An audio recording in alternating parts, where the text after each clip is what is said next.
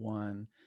All right, There Will Be Bourbon returns tonight with, I should have probably asked in advance, but it's Walt. And how do you say your last name, sir? Niziolek. Niziolek. All right. Walt Niziolek, for those who don't know, is he's a part of the Goon Zooms that we do. And if you don't know what the hell that is, it's great because we're going to tell you all about him and why he's someone you should probably get to know some information about. Before we do that, as you know, this is a show fueled by bourbon. And before I get to what I will be imbibing with tonight and having guide this discussion, we're actually going to do something a little different. We got There Will Be Bubbles. So check that out. Be Bubbly in Napa, BeBubblyNapa.com. They are kind enough to allow me to talk about their product on this show, I guess you would call it. But what they are doing for the month of December and the Christmas, because we're all into the Christmas spirit. Walt, you a big Christmas guy? Yeah, especially with the grandkids. Oh, you got grandkids? Yes, sir. Even better. All right. So adults can count down to Christmas with the most festive beverage of all, the sparkling kind, which we got right here. Check that out. This is going to go down a little bit. Enjoy global bubbles with the Be Bubbly Christmas pack that includes 5 French, 3 domestic, 2 Italian, 1 Spanish, and 1 Argentinian bottle, and a partridge and a pear tree. Okay, that's very Christmas. You need to look that up if you don't know what the partridge and a pear tree is. Do you know what a partridge is, Will or Walt? Yeah, it's a bird. It is a bird. Have you ever seen a partridge in a pear tree? Not in a pear tree, so you know alongside the road plenty. There's a pear tree right down where I go running in Napa, so I didn't have yet to see a partridge in it though.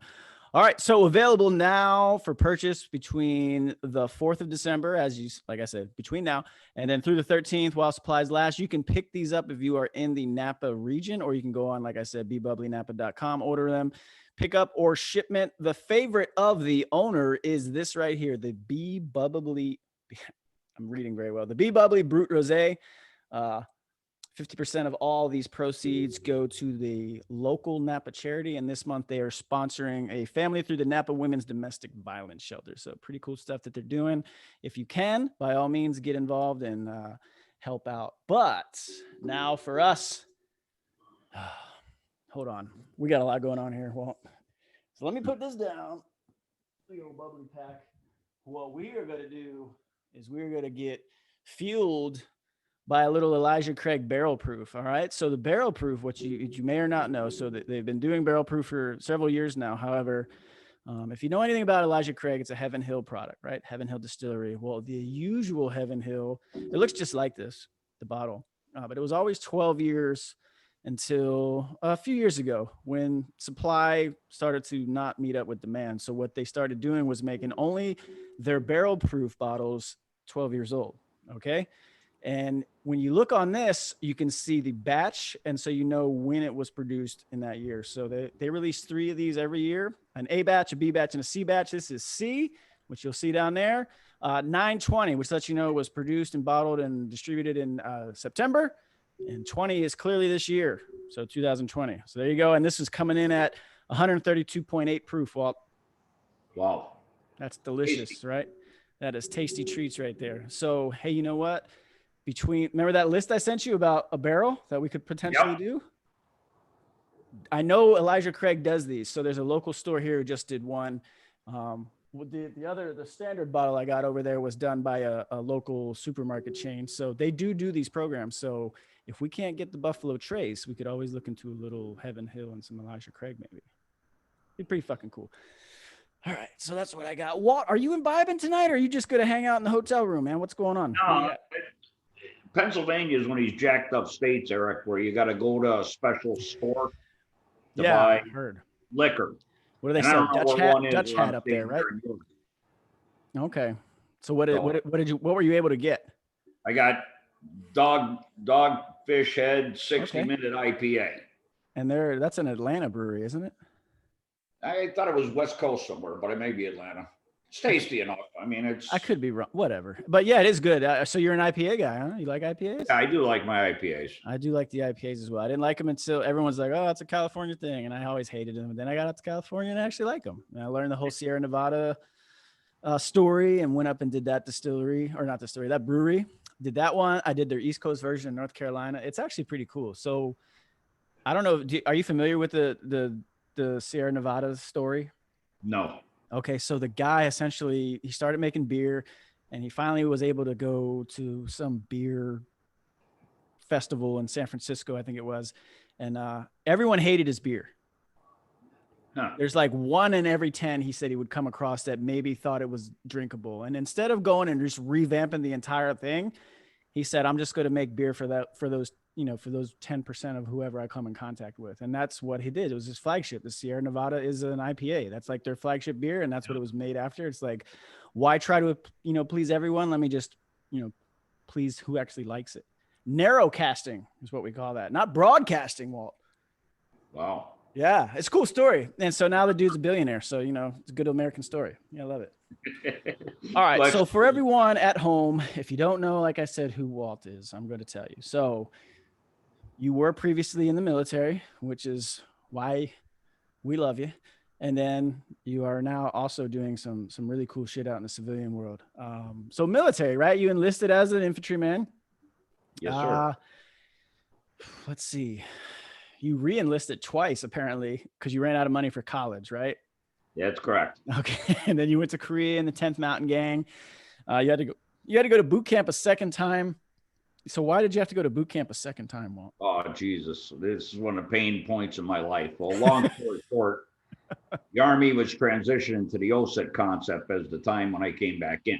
Which is one station unit training, which means if you go do this infantry, military, police, you're going to do basic training and then your job training all in one location. And that's what Good Walt is talking about. Okay, carry on.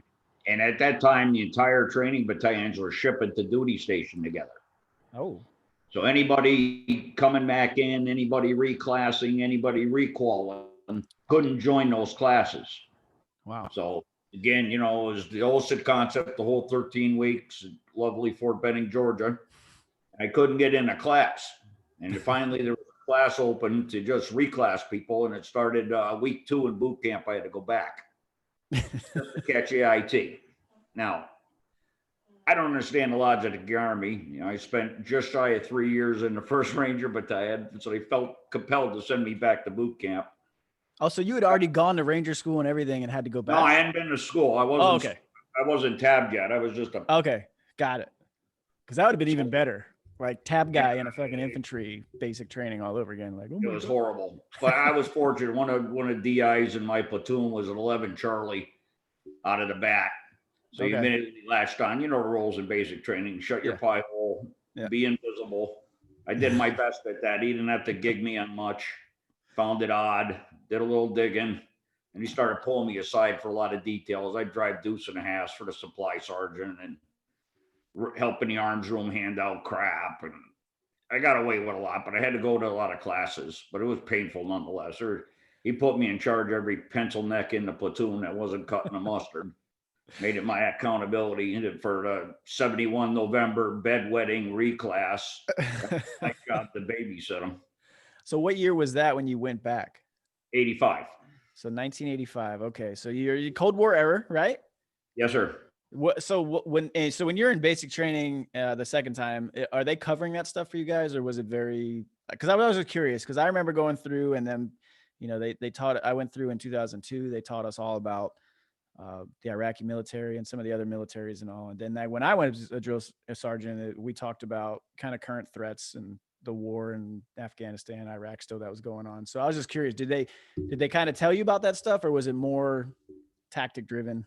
No, it was the big threat still was Russia and the gap and all that nonsense, right? We weren't fully through Reagan years and the fall of the wall and the normalization of European relationships. That, and don't forget that time frame, and where I spent some time downrange was the old Iran Contra crap was still in the back pocket, if you remember, in the mid 80s. That was earlier in the 80s, and a lot of stuff was still flowing. I don't know what I can say or not say for his language, but a lot of you can say whatever you want. That's what I was waiting for you to do. Drop the first F-bomb if you want, Walt. Well, a lot of that shit was flowing through, and I did some tour walking down on, air bases in Honduras. Okay. And crap like that. But that was the big threat. But in 85, it was still Russia, much like, 2017 in America, Russia, right? Yeah. Okay, so that's the cover the rest of your bio, and then we'll kind of dig down into it. So you eventually commissioned into the Chemical Corps, which is I do have a question about that. Oh yeah. You were at Fort Bragg the entire time you were commissioned. Your career ended after quote smoking into runway at McCall. That's correct. Okay, we'll get to that, and then you did mention Honduras and Panama for is it direct support deployments? Yeah. Okay, and then you did go to Ranger School. You obviously airborne and aerosol. You were aerosol and a Pathfinder. You had all kinds of cool guy badges. You had all the cool guy badges. That's a good deal, especially back then. I bet they were probably a little more. They were hard to get. Yeah, I was gonna say I went through airborne school, and it's just like you fall out of a plane. It's not hard. You fall for a week on the ground. You practice jumping out of a tower, and then you fall out of the sky and just don't get hurt. That's airborne school. Yeah. It is cool though. And then, all right. So, and then I also, before we could dig back into the military stuff. So like the civilian side, which is what you are do today. Best 3 years of your life were in third grade. It's good. At 14 years old, you were a tobacco picker. Yeah. You were a lifeguard. I was a lifeguard. That's cool. High school president. Never was a high school president. I always thought high school presidents were nerds. I was the high school jock / I don't know. I was good and bad in high school, if it made sense. I played both sides of the fence. I was a chameleon. Well, I tried to blend in with everybody. As was I, Eric, to be truthful, class president, because I could organize the best keg parties. Exactly. See? All right. It makes sense now. Now, all I was good at was showing up to the best keg parties. So I was from like a little cow part town in Florida where we could go out to cow pastures and get the keg parties going. But I never hosted anything because my dad, he was a corrections officer, and it wasn't going to go well if I tried any of that. Yeah. So anyway, but and you're obviously very smart because Walt here got a 1560 on the SAT, and this was pre 3 sections where you can get a 2400 now. So 1560 out of 1600 and a 155 GT score on the ASVAB. So for anyone who's ever taken the ASVAB, I don't know how high that goes. The highest I've seen previous to Walt was 149. All I know is I got a 113. Walt's smarter than me. So and then, okay, so you have a bachelor's in, all right, industrial engineering. So clearly you took a real degree. I didn't. I had political science, not a real degree. You went to the University of Michigan? Yes, sir. Oh, we'll have to get into the football team. Oh, please. No. Oh man, we might. We got another hour and 15 minutes, give or take. You never know. So, all right. And then here's what I'm interested in as we get to it eventually. So you were a plant manager. You were an engineer on the F-Series program for Ford. You launched interior for Ford Expedition and Lincoln Navigator. You sounds like you've done a lot of really cool shit in the auto industry, man. And then now the stuff after that is like blowing my head. I don't know. So you did a lot of operations within, power wheelchairs, motor coaches, composite building materials, and you started your own. So what is PE? Private equity. Okay, yes. Private equity and then venture capitalist firm focused on options and derivatives and small market business development. Yeah, that's like, it hurts my head, man. That's why I'll have you explain it because I'm not smart enough to do that. I'm just tell me where to go and I'll be there type of guy. Right. All right, so let's back up. 1985, you finish. When did you commission? What year was that? 88. Okay.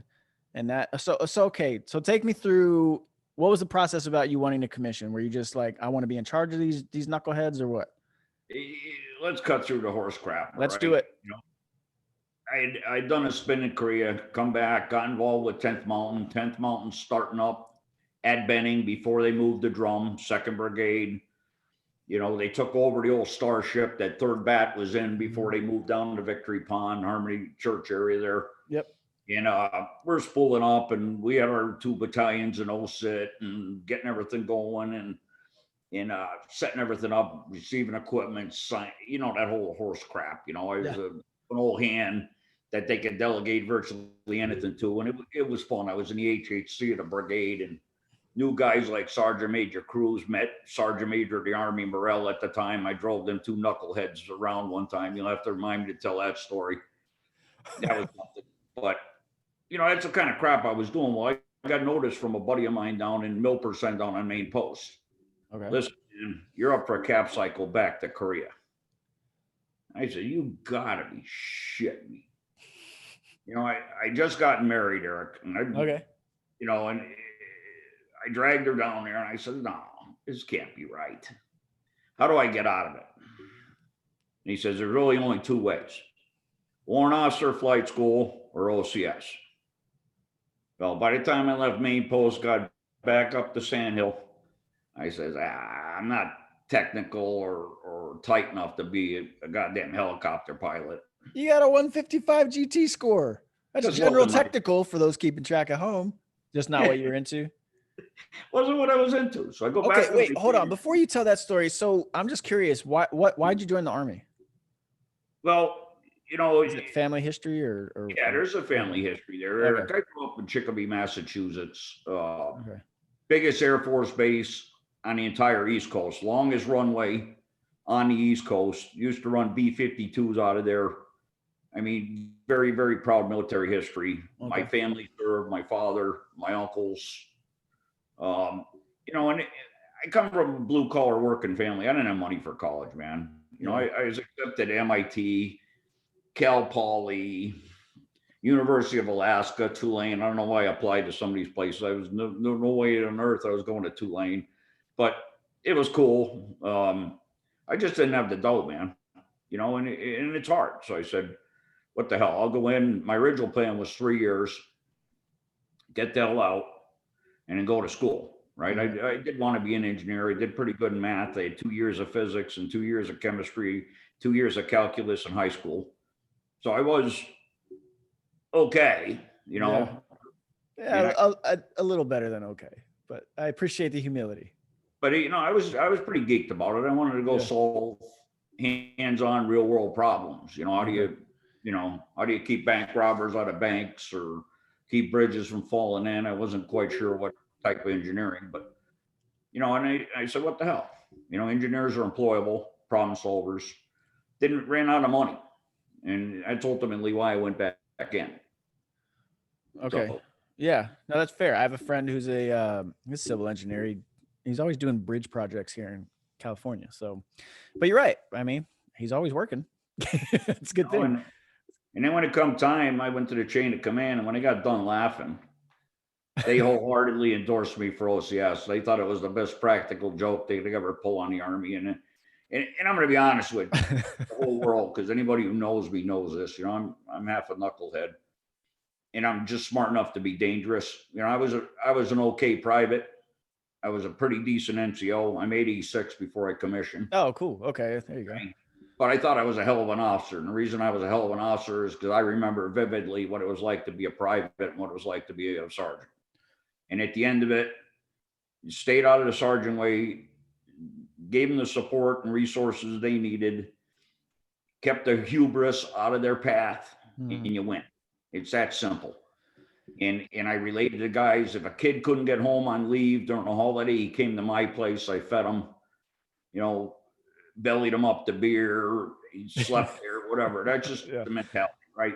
Right. And you just wrapped your arms around your own. So I was real proud of that. But I commissioned initially to get the hell out of going back to Korea. So when did you go to Ranger School? Right after OCS. Okay. And so wait, so here's what I don't. So you branched chemical.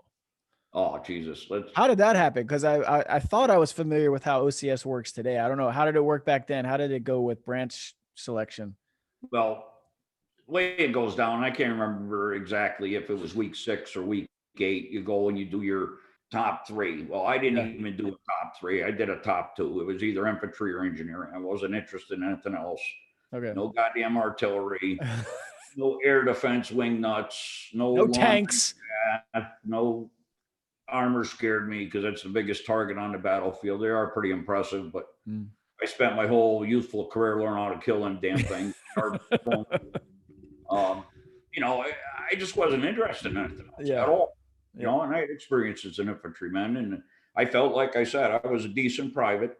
I was smart enough to know what to do and know exactly what the limits were. Because in those days, if you screwed up in a battalion, they ripped the shit off your head, and you were down in 24th ID that afternoon. And that was the biggest threat. You'll be changing threads on one of them big metal pieces of shit by the time the sun goes down. That. I wasn't doing any of that, right? And it was also cool to cut in front of all those guys at all the repair depots and supply depots. You know, we were level 2, they were level 4 or 5, so we'd cut right to the front of the line, and a lot of pissing and shoving and millwright salutes. And I didn't want to go back to that land, right? And there's no offense, it's not meant to be derogatory, so I did just enough to stay out, but I learned all those lessons because I had superb leadership.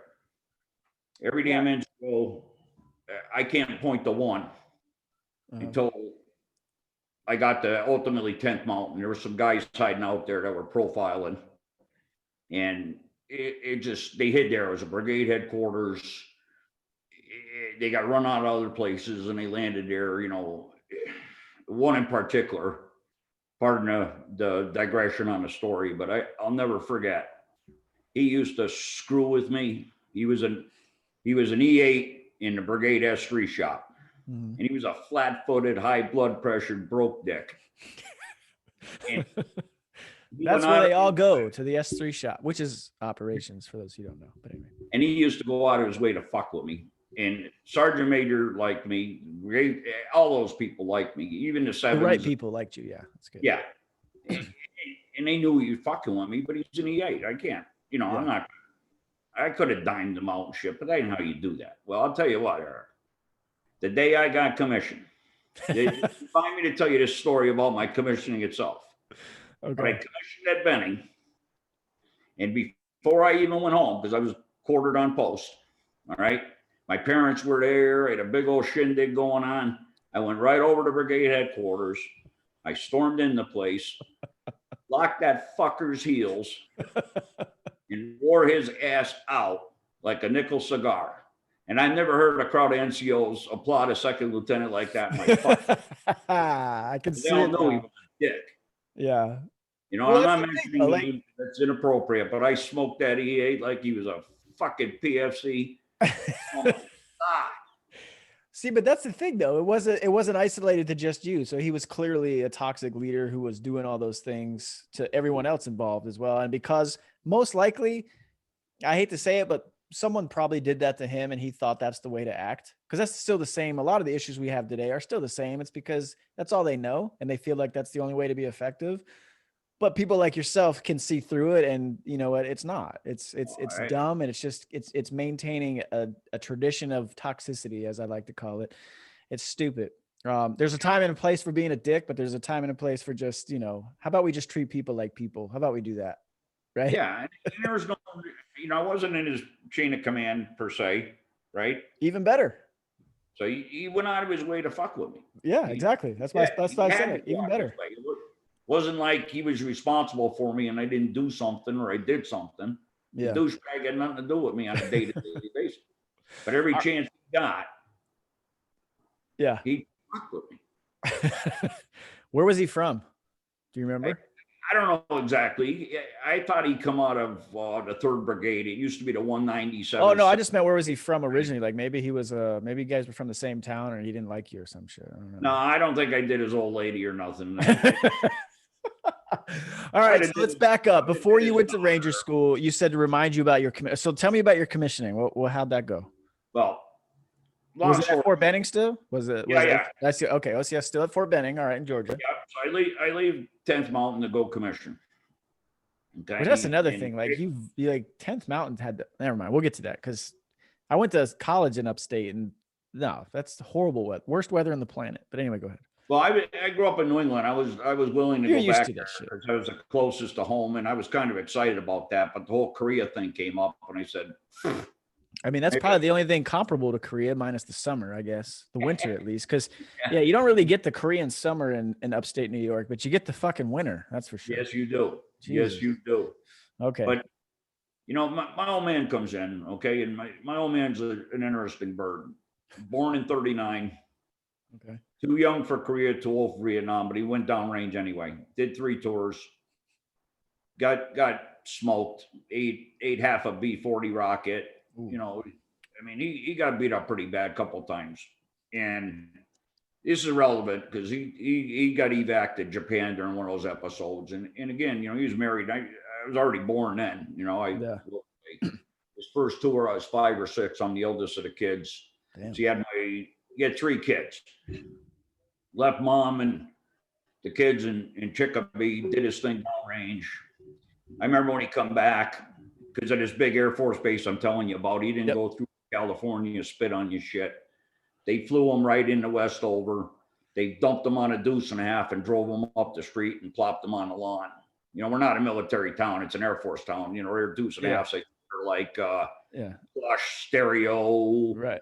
This is an Army deuce. Must have been for a reserve unit up the road or something. But anyway, they dump him off. He scoops me out one hand, his duffel bag in the hand. Or long story short, he used to come around, Eric, when I was stationed in different places. Okay. And he used to bust my balls. He was real proud, obviously. But, it was PFC this or Corporal that or Buck Sergeant this and break my stones about how long my lawn was on quarters. It wasn't edged to perfect 90s. He was just busting my chops for the sake of it. And he used to love to go out because where we were quartered there was right by, what's it, Martin, if I recall, the hospital at Benning. But anyway, we were right behind there. Yeah. So every time the medevacs would fly in, they'd fly right over quarters. And this is cool shit. He hasn't heard chopper since he was downrange and his chest would blow out and all this shit. Well, anyway, we go to commissioning. And I think I told this part of this story on a Goon Zoom one night. My old man's walking around the company area right before the ceremony, and he runs into this first lieutenant with 6 ARCOMs. My old man got an ARCOM with a V device for being fucking gutted. Yeah. And he about went nuts. Well, my old brigade commander, God bless his soul, he's passed away since, pulled the old man aside and kind of explained things to him. He was a Vietnam vet as well. So it's kind of a brotherhood. So now I got the 06 and the guy who thinks he's an 012, my old man, walking around the company area, a little uncomfortable at times. Well, we go to the ceremony, right? And they allow you up to pin you. Okay. And my old man, like I told you, was Buck Sergeant this, Corporal that. We pins the bar on me and I says, "Old man, you better snap to and render the proper hand salute." And he grabs me by the lapel and he says, "Listen, you little motherfucker, I'm still your old man and I'll always outrank you. We square?" "Yes, sir. The 012 has spoken." And he'd come around in the brag days and shit. So he was awful proud, but that's so what you may have what's that? I was gonna say you may have told that probably when we've gone on a few rants about awards. So it may have been because I get where you're coming from because we have the same issue today where I told the story like they fucking, hey, you're getting a Bronze Star and you're not. And Bronze Stars for my grandfather, like that meant something. Like that was an award for fucking valor. And now it's just, hey, you showed up and you submitted all your fucking reports on time on the SIPR net, so everything was good and you didn't have any spillage. Hey, here's a Bronze Star. You know what I mean? And your dad obviously is seeing at a time where ARCOMs, Army Commendation Medals, were probably the Bronze Stars of today. Like they meant something. His has the V device for valor. And then you got some dude who just, based on his rank, hey, here's another ARCOM for your platoon or whatever doing PT well. I don't, you know what I mean? Like just, So I can understand that. Well, you were an officer as well. So you probably received some things that maybe you're just like, oh, wow, I'm getting this because of everyone below me. I got an ARCOM for running a fucking ROTC camp one summer. I got an impact AAM for that. I'm like, I was an instructor, like I did OP4 and I got an impact. I was like, oh, thanks. I mean, I ran the NBC committee at Fort Bragg one summer. What the fuck? Yeah. But I mean, an extra duty for a douchebag. It wasn't a chemical officer. Well, that's what, okay. So you branched chemical. How come? So what happened? You didn't get infantry or and we petitioned. I had Colonel Plummer. I had, I don't want to go into specific names, but General Carpenter was a CG at the time. We had another general who was a squadron guy over in that special gang. Mm-hmm. He even petitioned on my behalf. And they told him, every one of them, Department of Army says, "Gentlemen, We need guys like this that used to be at the tip of the spear in these support and combat support activities, because that's where we're losing the fights. And, how do you argue that if you're a grizzled infantry colonel or division commander? You're not gonna go to war over some peckerhead E6 that made second lieutenant. I mean, they went to bat for me, but you're not gonna win that fight. DA stonewalls and says, listen. And it wasn't only me. There was a couple other guys that got shafted. Yeah, I would imagine. Kid that was a prior service Marine. In fact, one of my first roommate at OCS was a former SEAL, kid named Mullen. And I don't know what he branched, but he wasn't infantry either. Yeah. I mean, that's what I don't think people like. I get it's different with you and I having this conversation, but what people I don't think understand is men like yourself, and I guess now, there are women that are going to end up in this branch because it's open, but I probably have said it on the podcast before, but if not, one of my best friend, the smartest man I've ever known, the dude I remember was just on the wrong path after college or after high school, fucking around in college, but he was gifted student. He's probably you guys probably had the same fucking SAT score. But I remember he was the first of us to join the Army. And I remember he got a 99 on his ASVAB. And this was at a time when you could pick where you were going to go and what you were going to do. So he asked for Italy, and he wanted infantry, and he wanted airborne. And fucker got a 99 on his ASVAB. He's going to pick and do whatever he wants. So he got all those things, right? But I remember him always telling me, like, the smartest and the dumbest people are in the infantry, and the smartest have to lead them.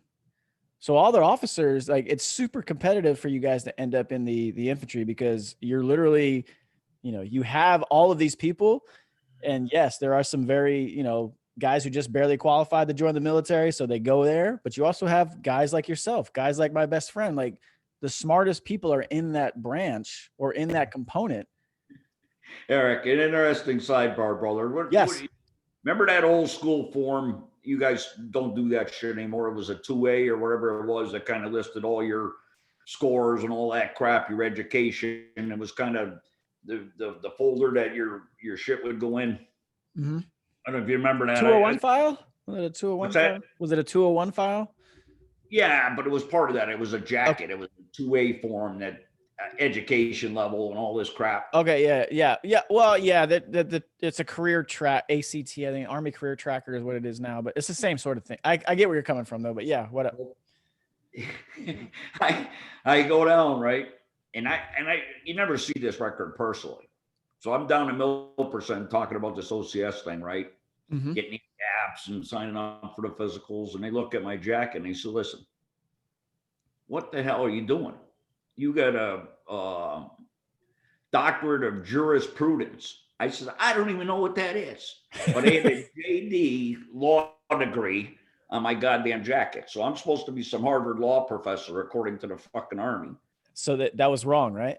It was wrong, of course. Well, so so before you keep going, the same thing. For the longest time, because when I came in, everything was still paper. Now everything's digital. Yeah. For the longest time, in my official personnel file, it said I had passed the Army Captain's Career Course. Sweet. Yeah, I'm like, oh fuck, when do I get to walk around with my fucking rank? But no, I never. Not an officer. But anyway, okay, go ahead. Yeah, it was funny because lots of admin errors. Oh yeah, I'm a nuclear physicist, bumping a rock and a rifle. Getting yelled at by guys like Silverback and Shepard and people like that. That's great, man. Okay, so that was the commissioning. You went to Ranger School shortly after. What was that like, man? It was interesting. Ranger School is Ranger School. Because why'd you do that though? Since what made you go? Because you weren't any of you branched chemical. Because I know officers have always been encouraged to go to these, the schools but they were shocked that somebody from the chemical branch wanted to go, but it was simple to me, right? Yeah. Every time I was supposed to go, something came up and I couldn't. We're going to Panama. We're going back to JTC. We're doing this. We're doing that. We're doing this.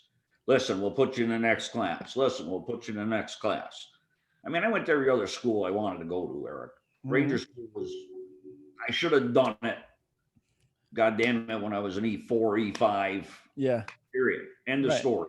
That might have made a difference branching officer.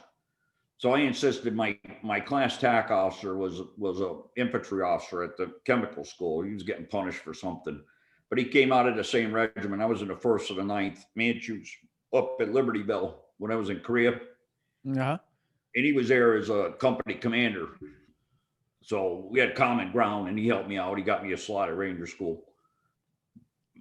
But I was the only guy from Fort McClellan and 20 something years to go out of the chemical branch. I don't know if they sent him there, but I said, bullshit. I'm getting screwed on branch. You know, I go to the OBC course, right? I'm the only asshole on Fort McClellan wearing a maroon beret at the time. So I stood out like a sore thumb. I don't do third man, third squad very well. In OBC, Eric, is the biggest goat herding exercise. It makes boot camp look. Yeah.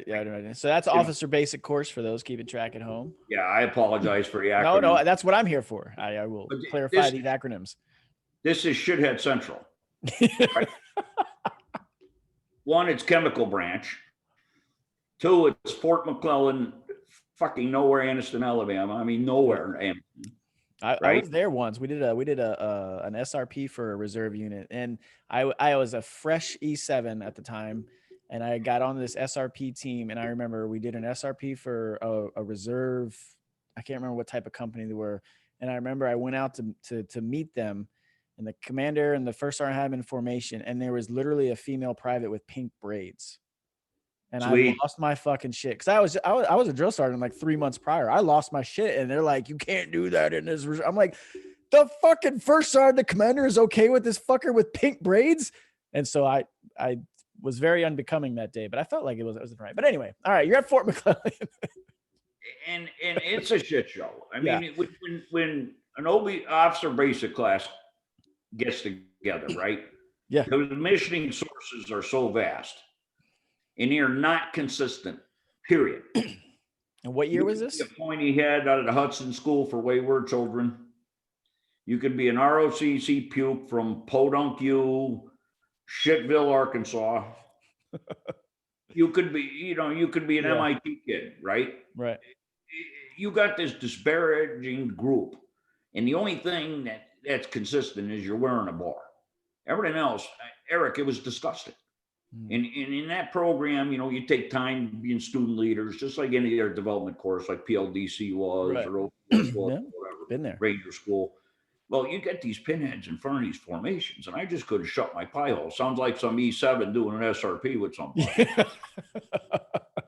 And I couldn't third squad worth of shit.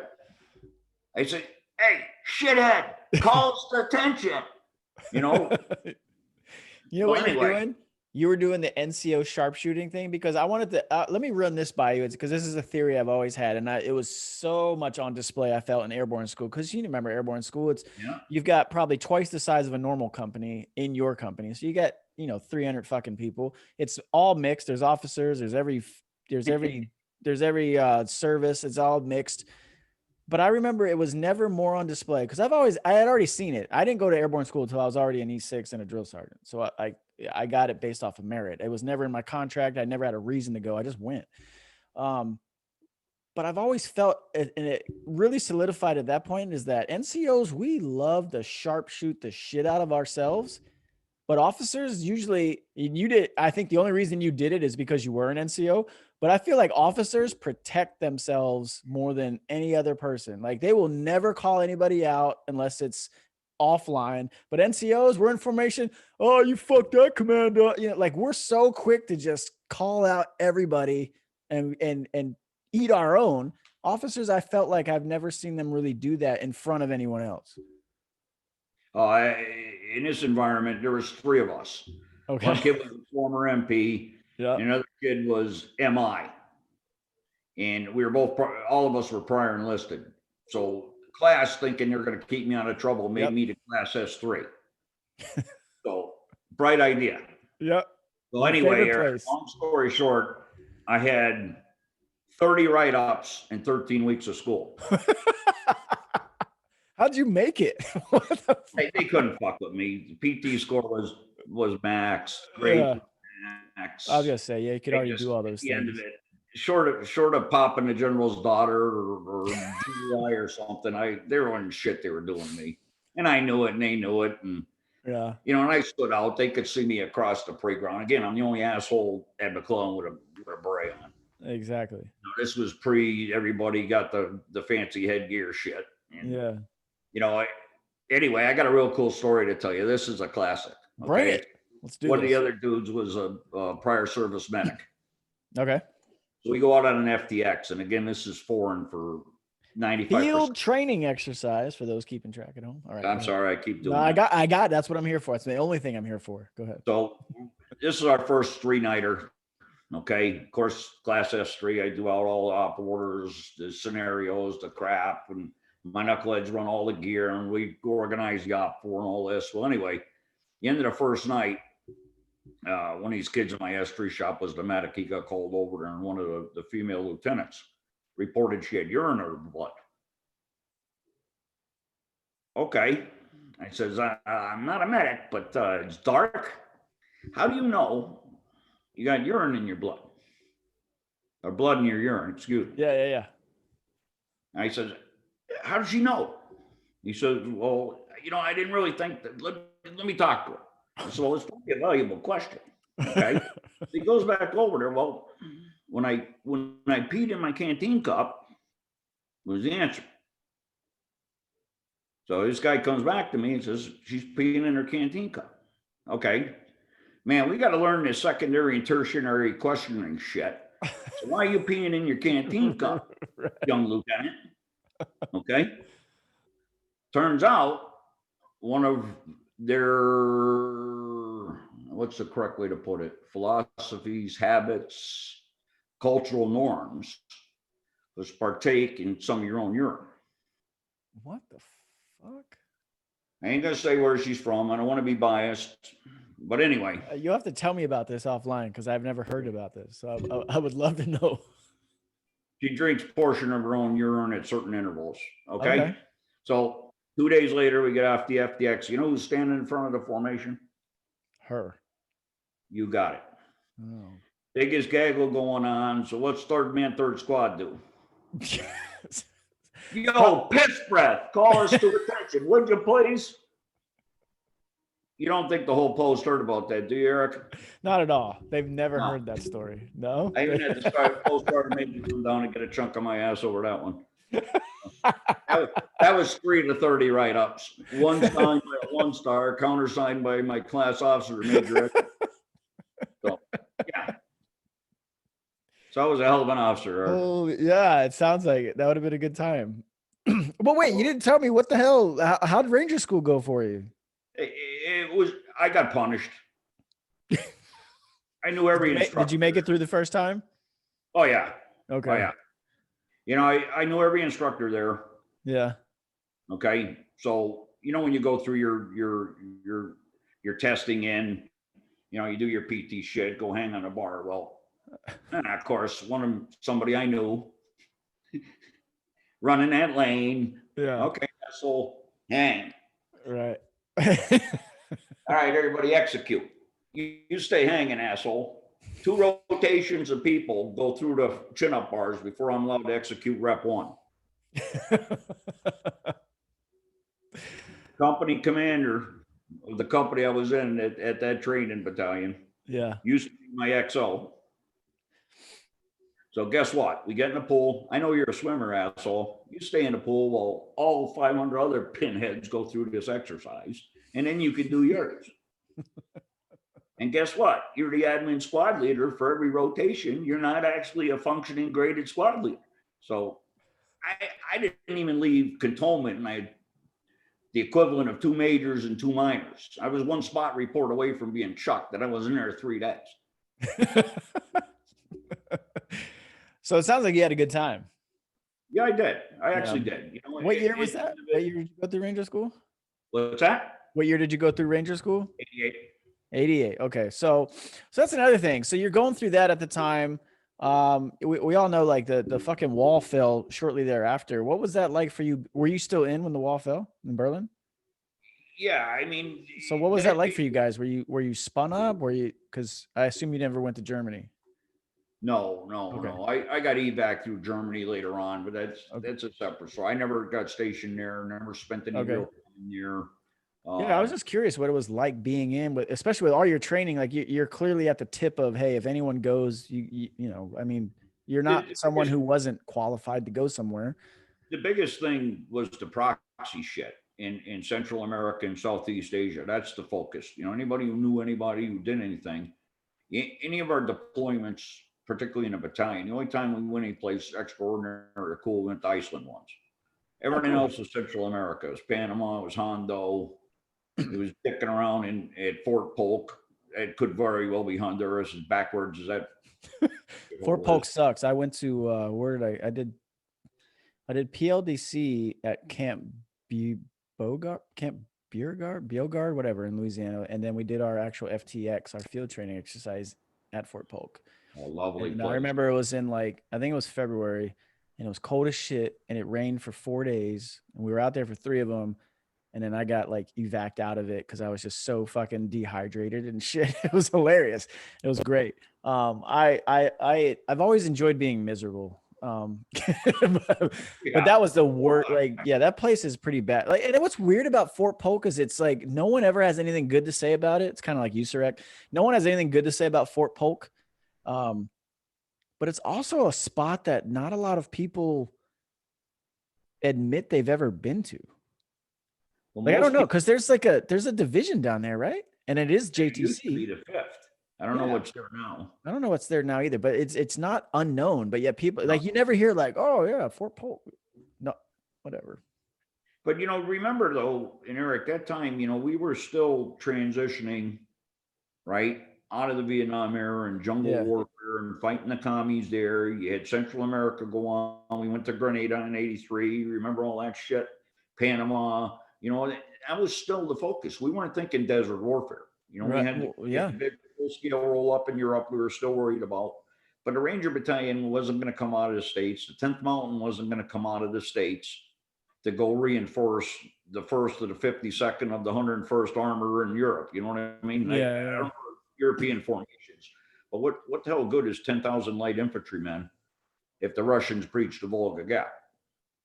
Right? Yeah. We could man some checkpoints and we could do some cool shit at airfields, but I mean, at the end of it, we don't have enough ass to stop much of anything, right? Kind of like Korea now, right? Always the counterinsurgencies. The focus was always the narco terrorists. The focus was always the communist infiltrations in Southeast Asia and Central America, and kind of nipping that crap in the bud. Because remember, that was very real. The Sandinistas and there was worry about the Colombian FARC and all this other crap going on. I mean, we lost a lot of guys down there, and it didn't make a lot of sense. So did you do anything cool down there in Colombia? Yeah, I did a couple of things. Hey, what'd you do? What'd you do, Walt? What can you tell us? A lot of it was off script shit. They'd move a company down at a time. We'd escort some of the 3-letter guys. A lot of there was as a knucklehead private, Eric, I didn't always know what was going on. I wasn't read into nothing. Yeah, exactly. All I knew is don't let anybody through here, asshole. Okay, so I feel like we're jumping all over, but all right. Apologize. No, that's good. It's just I'm trying to piece it together and figure it out. So what year did you get out? I got out in '92 ultimately. So did you go to Desert Storm? Yes, sir. Oh, okay. So let's go there. What was that like? You guys get to fucking Saudi Arabia and then what? Yeah, I actually landed in the kingdom on August 4th. If you recall, the invasion took place the 2nd. I was on the first plane of knuckleheads out of Bragg. Oh, cool. So I got down there and I had one NCO and one of my Joes, and I was a chemical officer, right? In the 18th Airborne Corps. Oh, cool. Short tab, prior service, the G3 knew me. There was the threat of the chemical weapons, all this other horse shit. Niziolek, you get on the goddamn bird. Bam, bam. All right, we go over there and it was the biggest. No equipment, no nothing. You know, there's threats of them coming over the border, right? Coming over the Kuwaiti border and smashing into the kingdom. And I'm saying, all right, here I am. Joe Shit the Rag Man, Lieutenant. Got my M16, 240 rounds, 2 hand grenades, and 2 thumbs. One thumb would have been up my ass, and the other one would have been pointing in the right direction, because that's the kid I was with. Get a load of this. Kid I brought, he's a good kid. He was my driver. 203, grand total of 4 fucking rounds. Couldn't get any on the depot before he deployed. They wouldn't let us get on the plane with them. Are you serious? We'll get them to you when you get there. Okay? I love to know that not much has changed. I really would love to talk to someone who was it, because they're too old, but I would love to know what it was like to go into World War II. I really would. You know what I mean? Like, I would just love to hear their fucking deployment story, because it doesn't seem like nothing's fucking changed. No, it hasn't. It hasn't. I stole shit from everybody else to get by. It's the same shit when we got to fucking Kuwait when we landed to go do the invasion. It's like, oh, you don't have enough shackles. Well, what do you think we're doing in the port yard in Kuwait? We're stealing fucking shackles so we can get our vehicles cleared to go.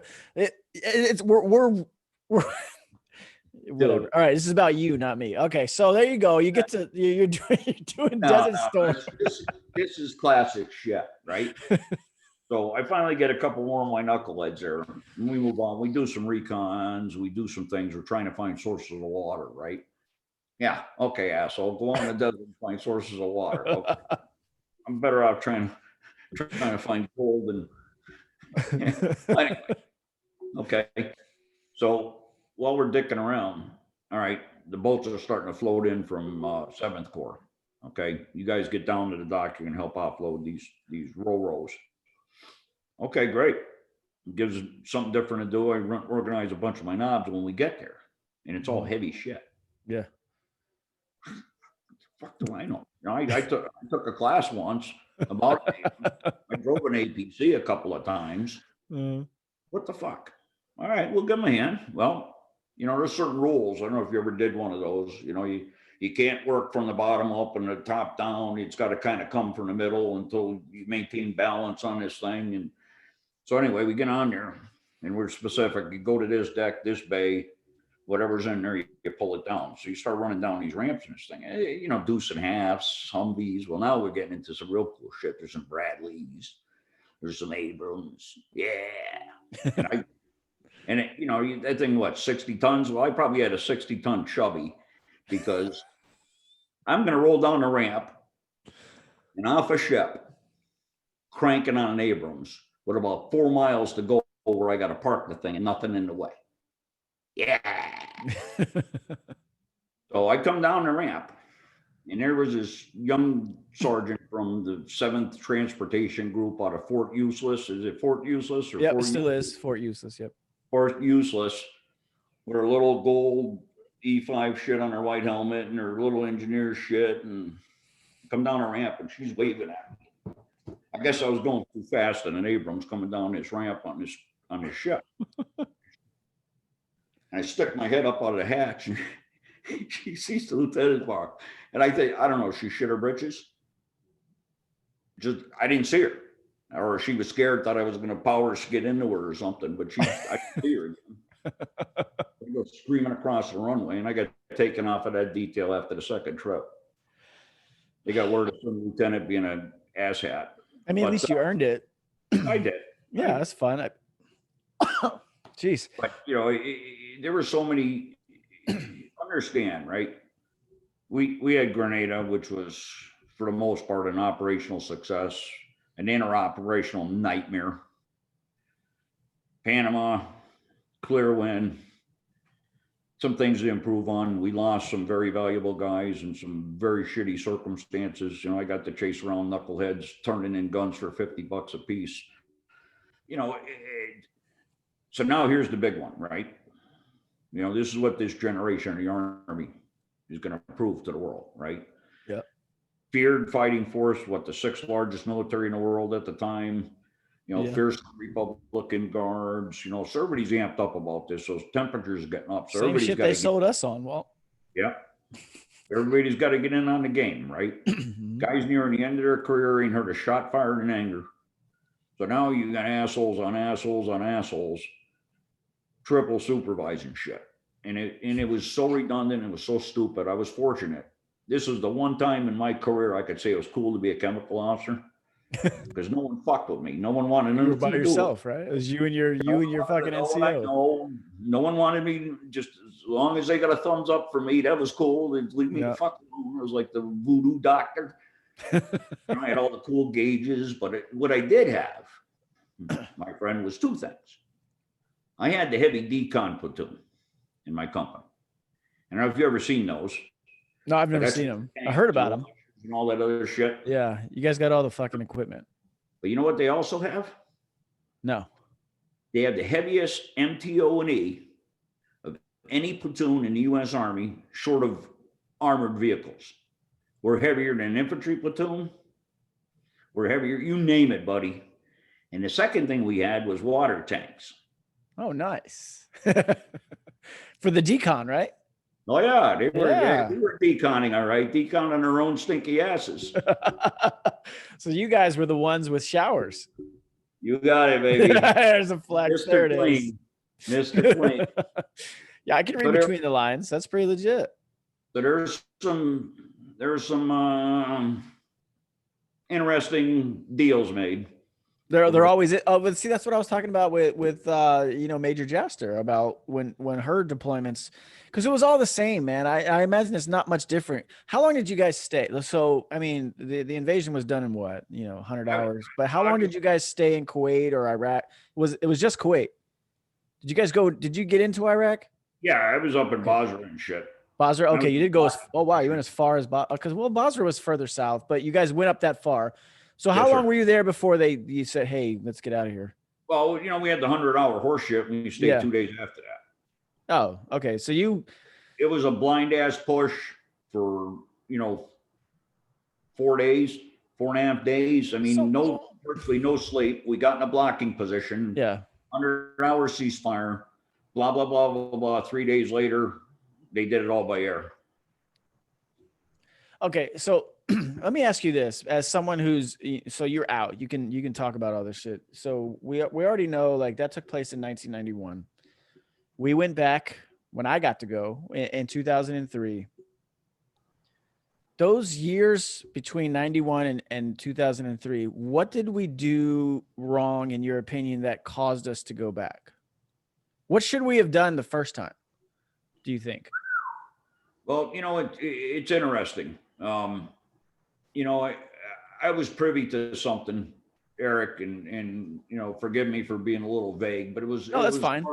But it was part of a white paper that I happened to see. There's a sidebar to this whole thing about Walter Reed and some other things I'll come back to in a second. But I had privilege to read part of a white paper, and the biggest concern we had, to be brutally honest, our government had was, if we vacated the leadership in Iraq, we would have created a power vacuum we thought the Iranians would have been sucked into. That was the biggest fear at the time. They were major combatants before we got involved, right? Yada, yada, yada. 88, yeah, their whole war. With IEDs. But that was the position paper that guided our position. Weaken, contain, no fly, no scrub, no this, no that. You beat the bully up, keep him contained, and we'll come up with another plan tomorrow. It was a classic kick the can down the road, but it was based on the fear of Iran getting sucked into the power vacuum. Well, for what that's worth. That took place anyway. Well, ultimately, but at that time, everybody's a genius, right? You had the World Coalition. Yeah, I've probably said it. They bombed us in our own towers in their own country, for Christ's sake. Yeah, I was gonna say, I'm pretty sure I said it on the Goon Zoom, but if I didn't, I know I've said it multiple times on one of these episodes. But look, Paul Bremer. I always come back to him. The guy put in charge of the civilian reconstruction after the invasion in Iraq in 2003. He did it to us. He disbanded 400,000 Iraqi service members and said, you guys will never be a part of anything going forward. What the fuck do you think these people are going to do? They have families and responsibilities on their own. And that's what people forget, is whatever we're told, from and it's not to get into it's us versus them thing. It's like, this is a human thing, man. If someone was able to pull the shit off here and they disbanded the United States military, what do you think the first thing we're going to do? We're all right. We will take care of our own one way or the other, but guess what? We're going to use every skill we have and we're going to join whoever's going to pay us and we're going to use everything we have against you. And that's what's called a fucking insurgency. We were useful idiots, if you want my honest opinion. I will gladly Take take that your for what opinion. it's worth. You know, we did a lot. We did dirty work for several of those countries. Mhm. You know, you removed the destabilizing threat. Saudi was legitimately afraid of Saddam. Kuwait clearly had every reason to be because they got smoked by the guy, Well, yeah, right? and plus, Bahrain, all the geography. rest were Yeah, threatened. yeah. All the Okay, Gulf Coast countries. but the biggest bully on the block stood there idly, at least during that. Iran. But they killed a lot of our guys later on. They're complicit. Were as much as they are today as they were then, Eric, in killing our guys and the Iranians. So That's what a were we really accomplishing, right? How yeah. long did the French hang around? How long did the Brits hang around? You know, Brits have been getting their ass kicked over there for 200 freaking years, for Christ's sake. Well, yeah, I had a conversation about this with someone in my local hot tub a few weeks ago. It's like people have no idea, like the British in Afghanistan while we were fighting the Civil War. Like, go Yeah. back and look at what the Afghan or what the British what they went through. Like, especially, I think it was one of their local missionaries is the most famous story. But yeah, like these religious guys, they're fucking decapitated and murdered. Like this shit's been going on for 170 years. And That's what just were we Afghanistan. what were we gonna do? You know, Yeah. same thing like you just said with Afghanistan. So it was disheartening. I mean, you know, it was relatively bloodless. The 90-91 fiasco, right? We dropped a lot of bombs. At the end of it, yeah, I don't want to trivialize any casualties or any deaths, Eric. Oh, Don't. right. Yeah. No, I got that. But it was costless, Yeah. and we did a lot of dirty work. We reset the table for all these fucking guys. And what year was the Kobar Tower bombings? Was that 93. 99? Yeah. Yeah. Damn, 2 years after we left there, I stayed in that place when I was transitioning back to the States, Eric. And these dicks, are you shitting me? Well, I mean, like, I don't, it's kind of odd. Now, I feel like there's been a lull. Now, I know we've had ISIS come in and there's been, there was Al Qaeda in Iraq for a while. Like, there's been some group, the Taliban has never really left. But if you paid attention to like our involvement in the Middle East, you go back to, what was it? 93 was the first World Trade Center bombing that didn't work, right? Yeah. Um, HBO made a movie about this, and it's weird because they have, I can't remember the guy's name, but he was one of the main planners, I think, either of the original bombing or once he got out of the I know one you're that, talking the blind shake or whatever his name yeah, is. he's on it. Like, so in the HBO documentary movie or whatever, and this is when HBO used to actually make movies that mattered. This was in the 90s. I remember watching it as I was either in high school or it might have been while I was early on in college before the military. But I remember they're showing a scene of him flying on a helicopter out of it. And he says, next time we'll bring them both down. Hmm. And then they go and do it in 2001. Yeah. You know what I mean? Like, this is not something everyone chalks this up to Osama bin Laden. Like, it was just, no, like this has been a target for a very long time in the Middle East. I feel like the people that we made our enemies or who viewed us as their enemy, like they have always targeted the World Trade Center and they fucking did it. They brought them down. And I've told this story a million times, but like, look, I was in the towers on September 9th in 2001. Like, I was there, right? So, and that's the main reason I joined the Army. I dropped out of college. I was going upstate New York. I was playing baseball. I sucked at it once I got to college, but everyone's good in college. But anyway, that's the main reason why I joined the military, was because of 9/11. That's it. And that's why I'm still into this day. And I just feel bad because, I'm kind of at that point, Walt, where it's like, I'm ready to move on. You know what I mean? Like, Yeah. I'm going on 19 years next month. I don't, I'm not to say too much, but I'm just, I'm not the 21-year-old hoo guy who was ready to go do whatever this country asked of him. You know what I mean? And I Yeah.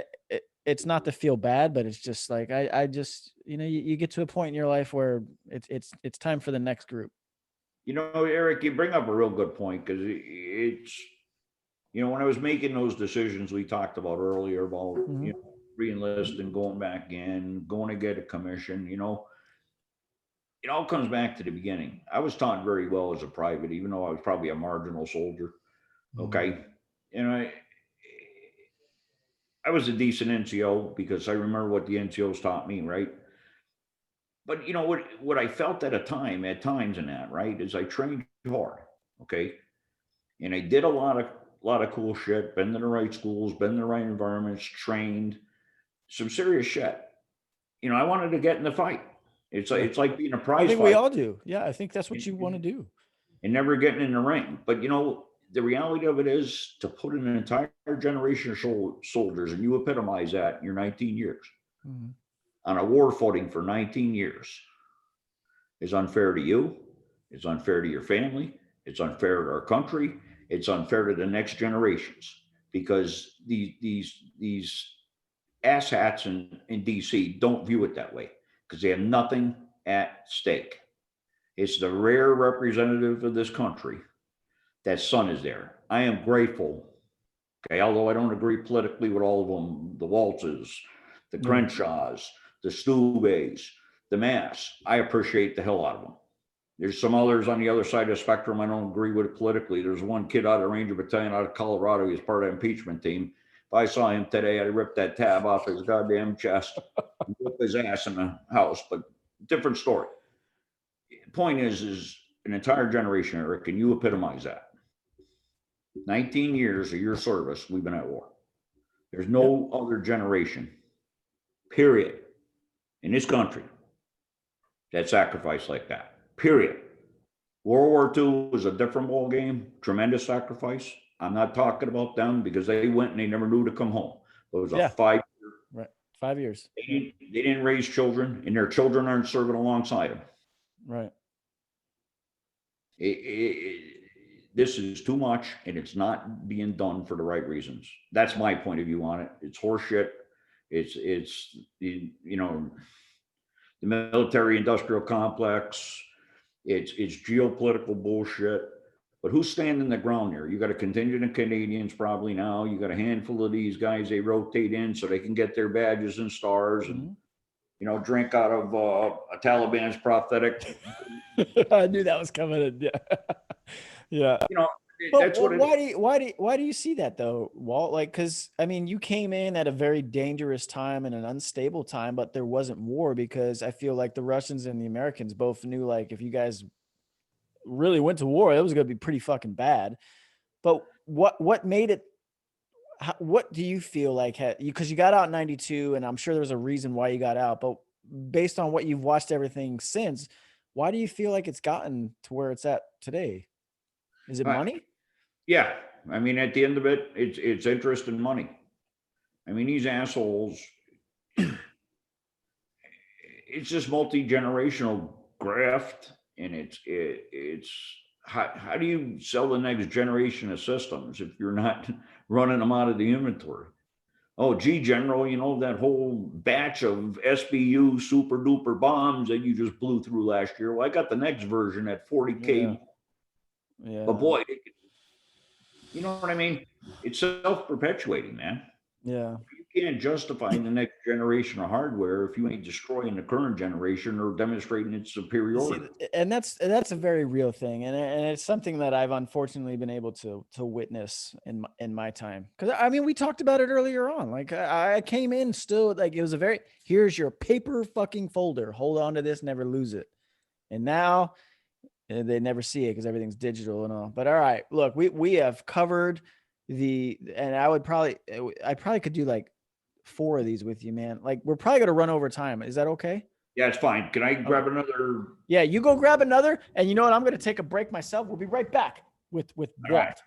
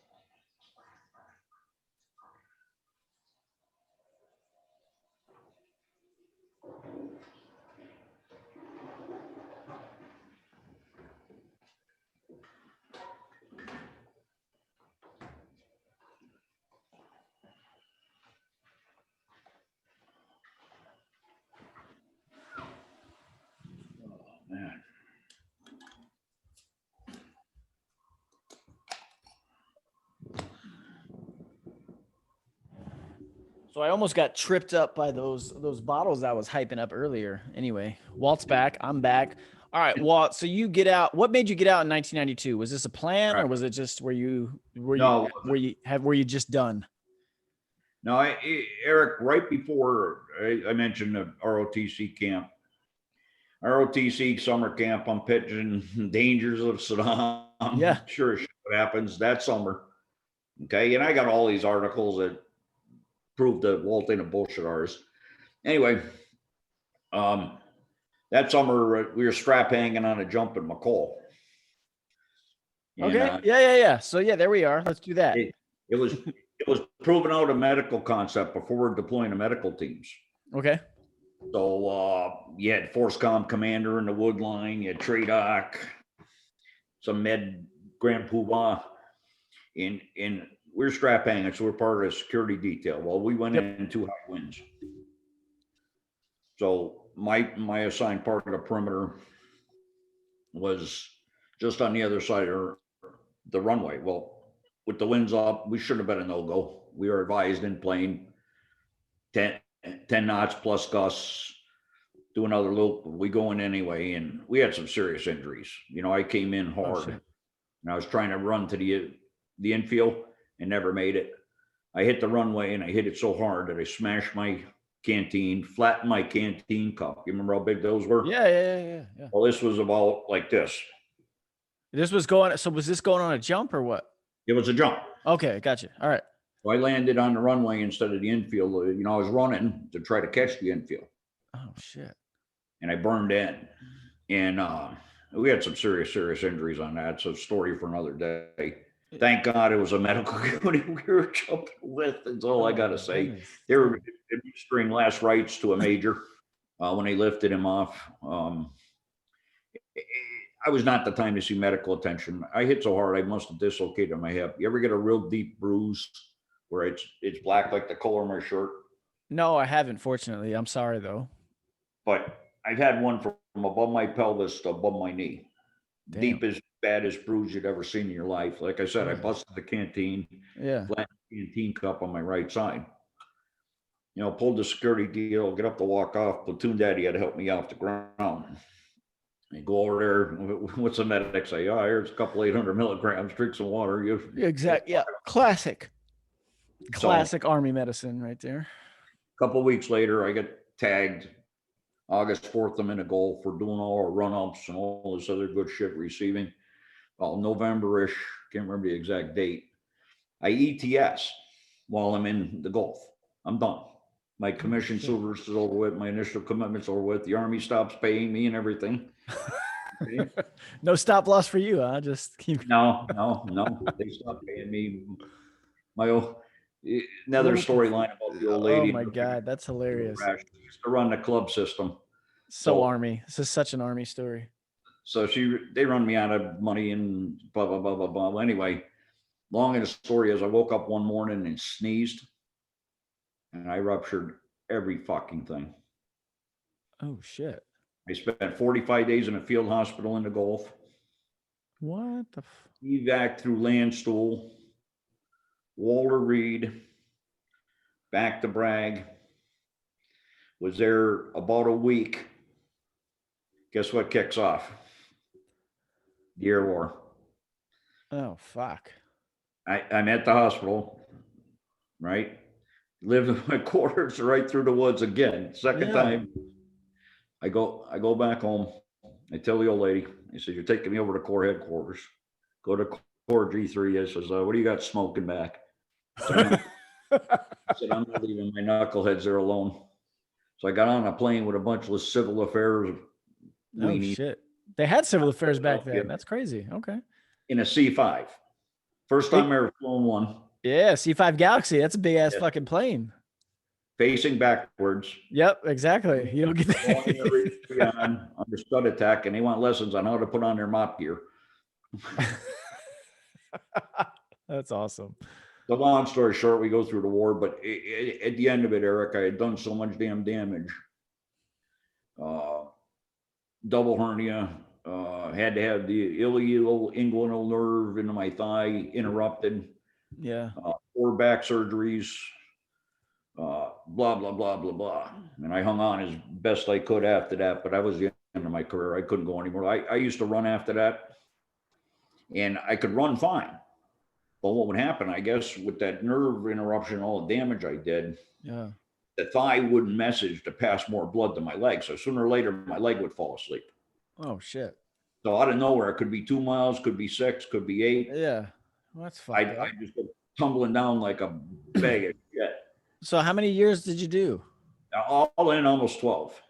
Well, that sucks because you did so much and you were so close kind of to the 20. Mm-hmm. How was the VA back then? Did you get a rating? Yeah, I'm 30%. I haven't fought it. Yeah, I was gonna say you sound like you're a little bit more, the people get fucking 30% for complaining that they're hearing or someone was mean or someone was mean to them and they get 60%. You know what I mean? At the end of it, Eric, there's so many kids out there now that need it and deserve it more than I do. I'm doing okay. If push comes to shove, I'll go fight it. There's advocates in my little town here in Michigan that'll. Well, I would just say, man, the only reason I bring it up is because I've seen a lot of stuff that I just don't agree with, but I've also someone like yourself with everything that you've just already talked about, you deserve a little bit more is all I'm saying. Yeah, I got plates and screws in my ankle and busted my wrist. I mean, yeah, probably should be 100% wall. I'm just saying, based on stuff that I've seen, you should probably be 100%. But all right, so Walt did all of that, and now Walt, we got to get into some civilian side stuff, man. Yeah. Tell me what it was like to be a tobacco picker at the age of 14. Well, again, I grew up. My parents were both blue collar. My mother worked in a school lunch program. Oh, cool. And she followed me all the way through school. There's hilarious stories around that. I mean, I'm the eldest kid. So her philosophy was she'd follow me all the way through school and park there. There's the rest of the kids run. So all your mom, like you, I don't want to cut you off, but you talked about your dad. He was the 012, but he was very, he was a serviceman. And then your mom, I'm just trying to figure out where, or have you been able to trace where does your intelligence come from? Your mom, your dad's? I think it's the milk delivery guy, to be honest with you. Both of them are meaner than rattlesnakes. I call my mother a KGB colonel because she is. She's Eric. She's 5'0". Yeah. Played center on our high school basketball team in the 1700s. I think she was with Naismith when they invented the game. That's all. Maybe, yeah. Fucking threw the peach basket up there and just stapled it. That happened in Springfield, Massachusetts, by the way. That's right. Chicopee. So Wait, was it Massachusetts or was it Missouri? Massachusetts, my friend. Basketball Hall of Fame, Springfield, Massachusetts. Oh shit! Okay, well there you go. Naismith. I knew the Naismith part and I knew the Springfield. I just didn't know if it was Missouri or Massachusetts.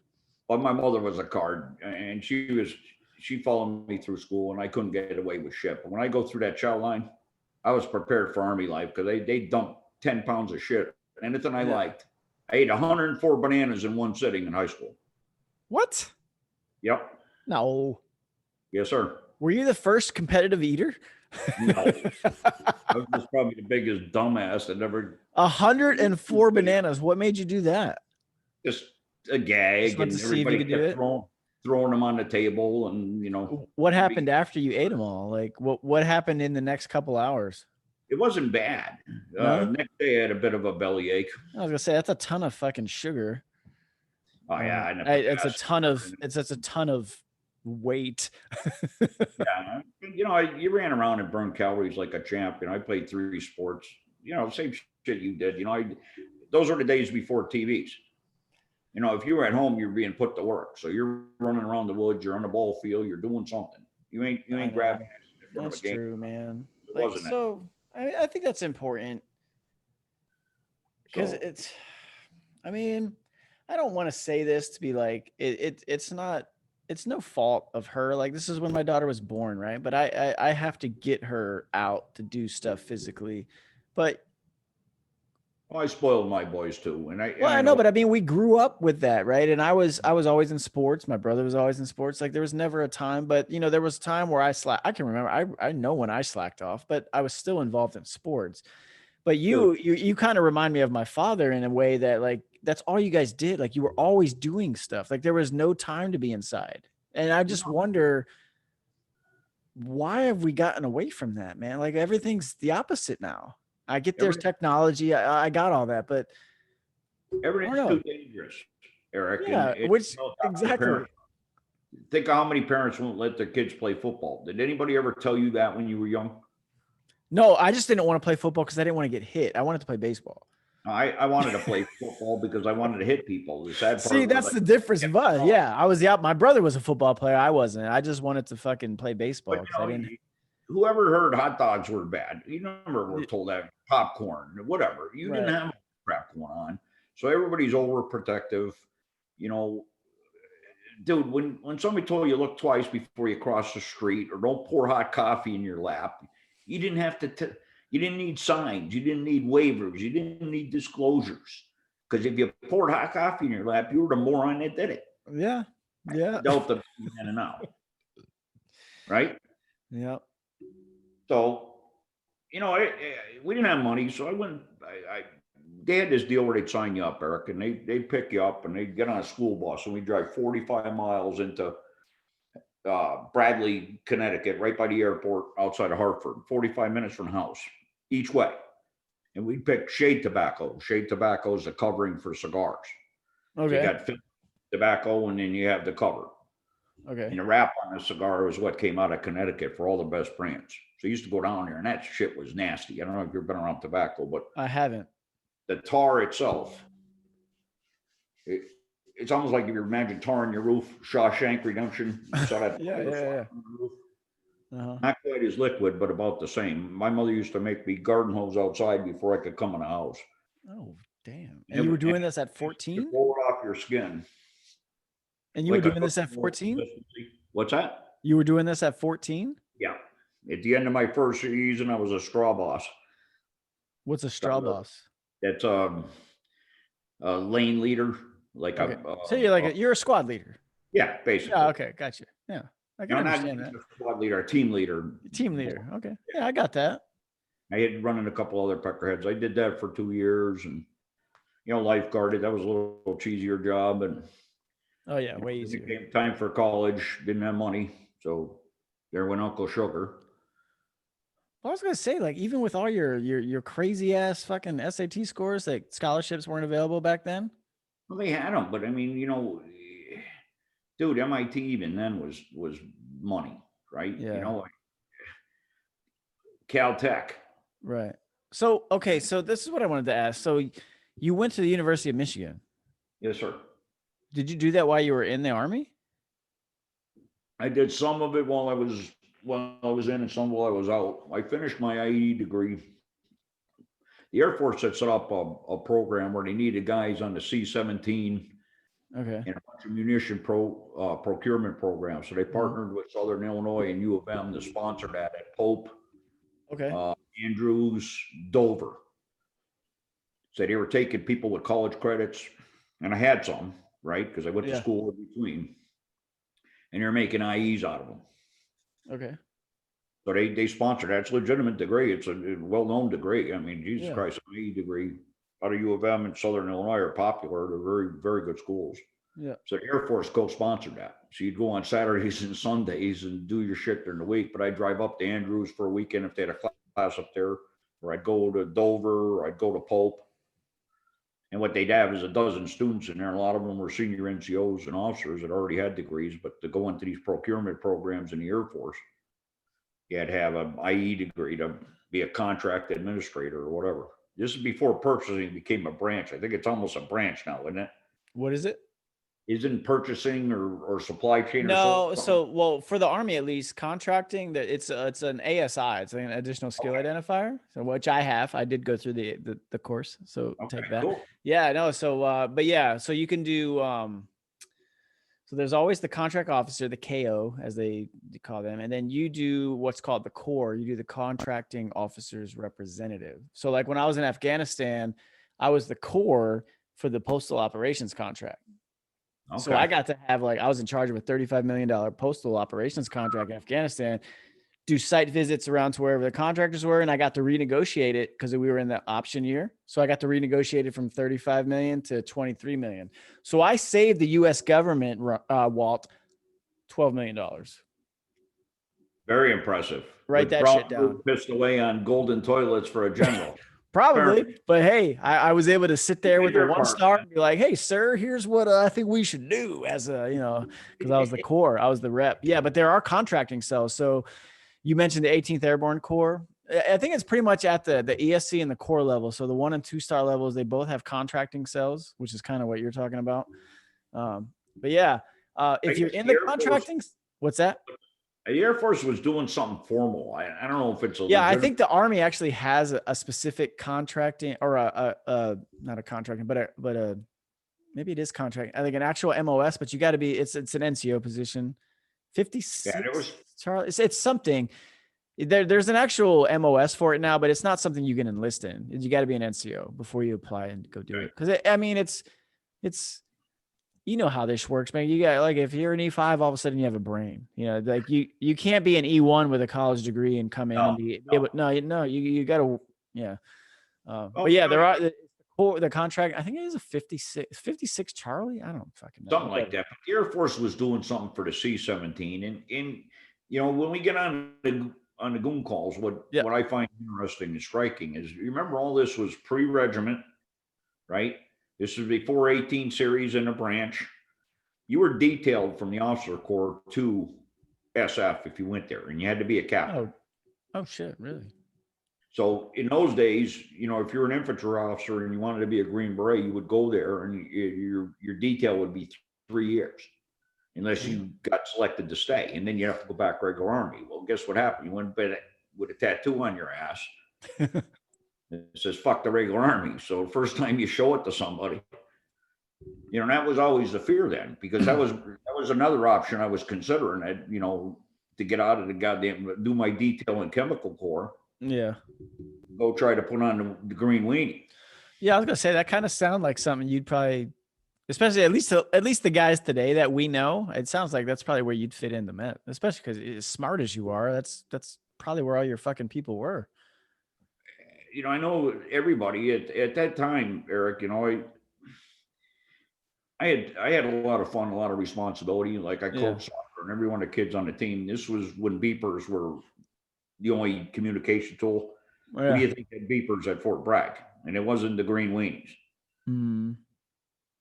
And I can name names and all that other shit, but that's not the relevance of the story. But I knew all these guys, and I kept getting controlled. When are you coming out? When are you coming out? When are you coming out?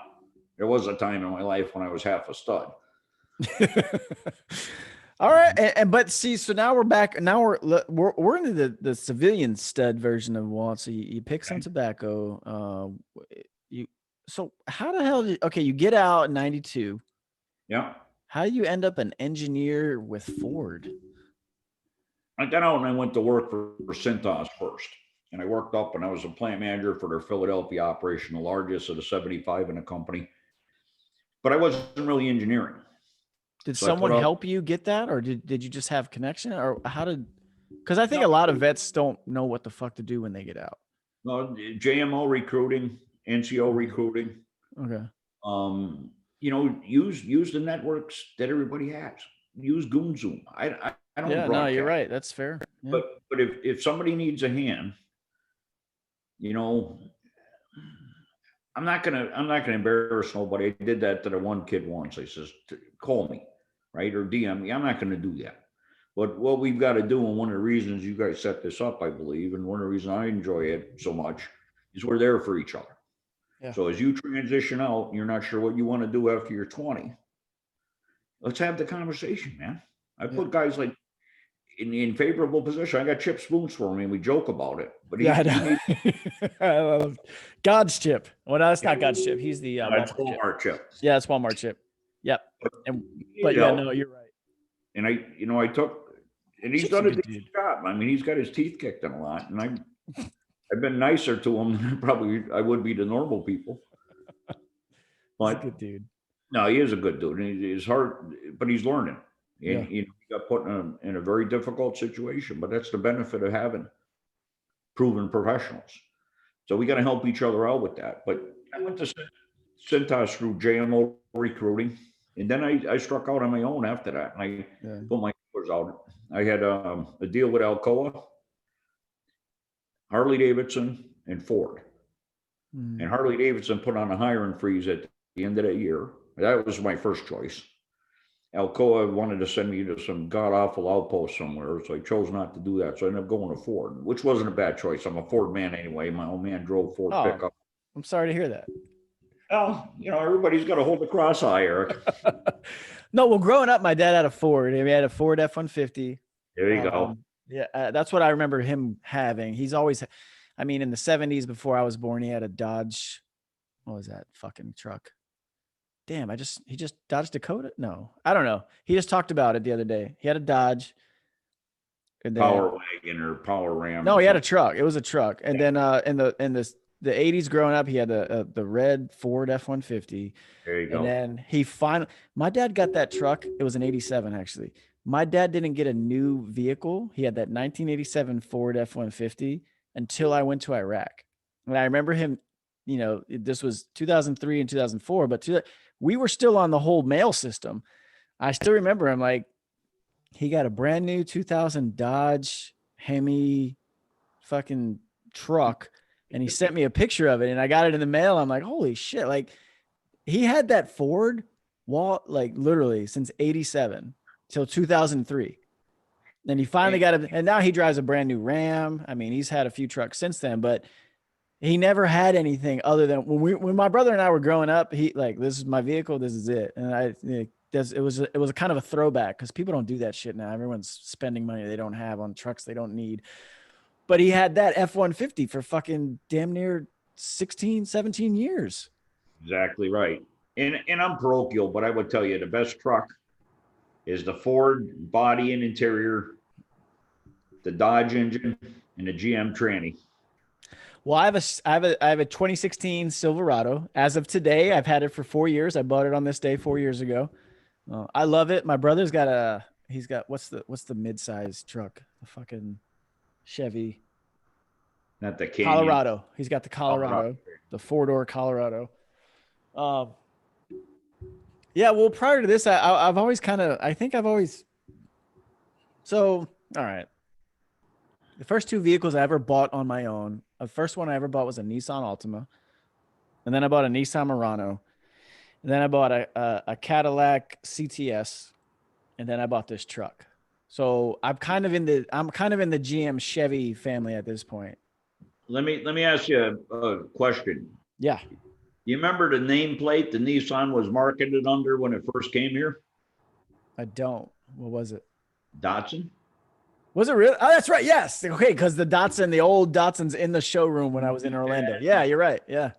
Yeah. And the Toyotas, and I remember when those. I ain't gonna lie. Hey, what? So I didn't have the Altima for long. I got the Murano fairly quickly after, but I put about 190,000 miles on that Murano before I got the Cadillac, and the only thing I ever did to it was change the tires. Sweet. Like I didn't do I never had to do anything mechanically to it. I changed the fucking filter, all that. But other than that, nothing. Nothing. What, not a damn thing, but change the tires twice. Versus the old days are definitely different. It's much better. Much, much, much better. Yeah. Well, that was kind of what's interesting because I feel like, and I don't know, maybe you could shed some insight on this because I don't know what the hell it is you do now aside from those crazy acronyms and all, but you were doing this vehicle stuff. So I always felt like Chevy and GM had a terrible reputation in the States prior to the bailout. Is that accurate to say? And certain product lines, it's warranted. Others, it's not. One of the things that we always did, you might have heard of them. You love flash them on advertisements, the JD Power Awards. Yeah. Those are actually very, very detailed, comprehensive customer reviews of vehicles, new, 90 days and 1 year in service. Okay. So when they advertise those, they can't play games with that because their competitors would slit their throat if they lied about it. So when they say they got the best in class this, best in class that, that's very legit. Yeah. Okay. Now, for years, pickups. Understand, what we're talking about, right? Is when I was younger, the heavy metal of the 69 Chevelles and Yeah, that's I my mean dad's real, shit. He was a real 69 metal, Roadrunner guy. real metal. And then we went into the 70s with the Mustang 2, the Bronco 2, all the garbage. Then the Japanese started coming in, and Iacocca saved the industry with the K car. Believe it or not, that piece of shit saved the auto industry in the U.S. Okay, Okay. the whole time, the big three pickup trucks, and primarily Ford. Ford's been the best-selling pickup truck line for 60 years now. Fucking ever. Yeah. But those have always been solid and world renowned. Everybody's tried to take a chunk out of them. Nissan builds a pickup. Toyota builds a pickup.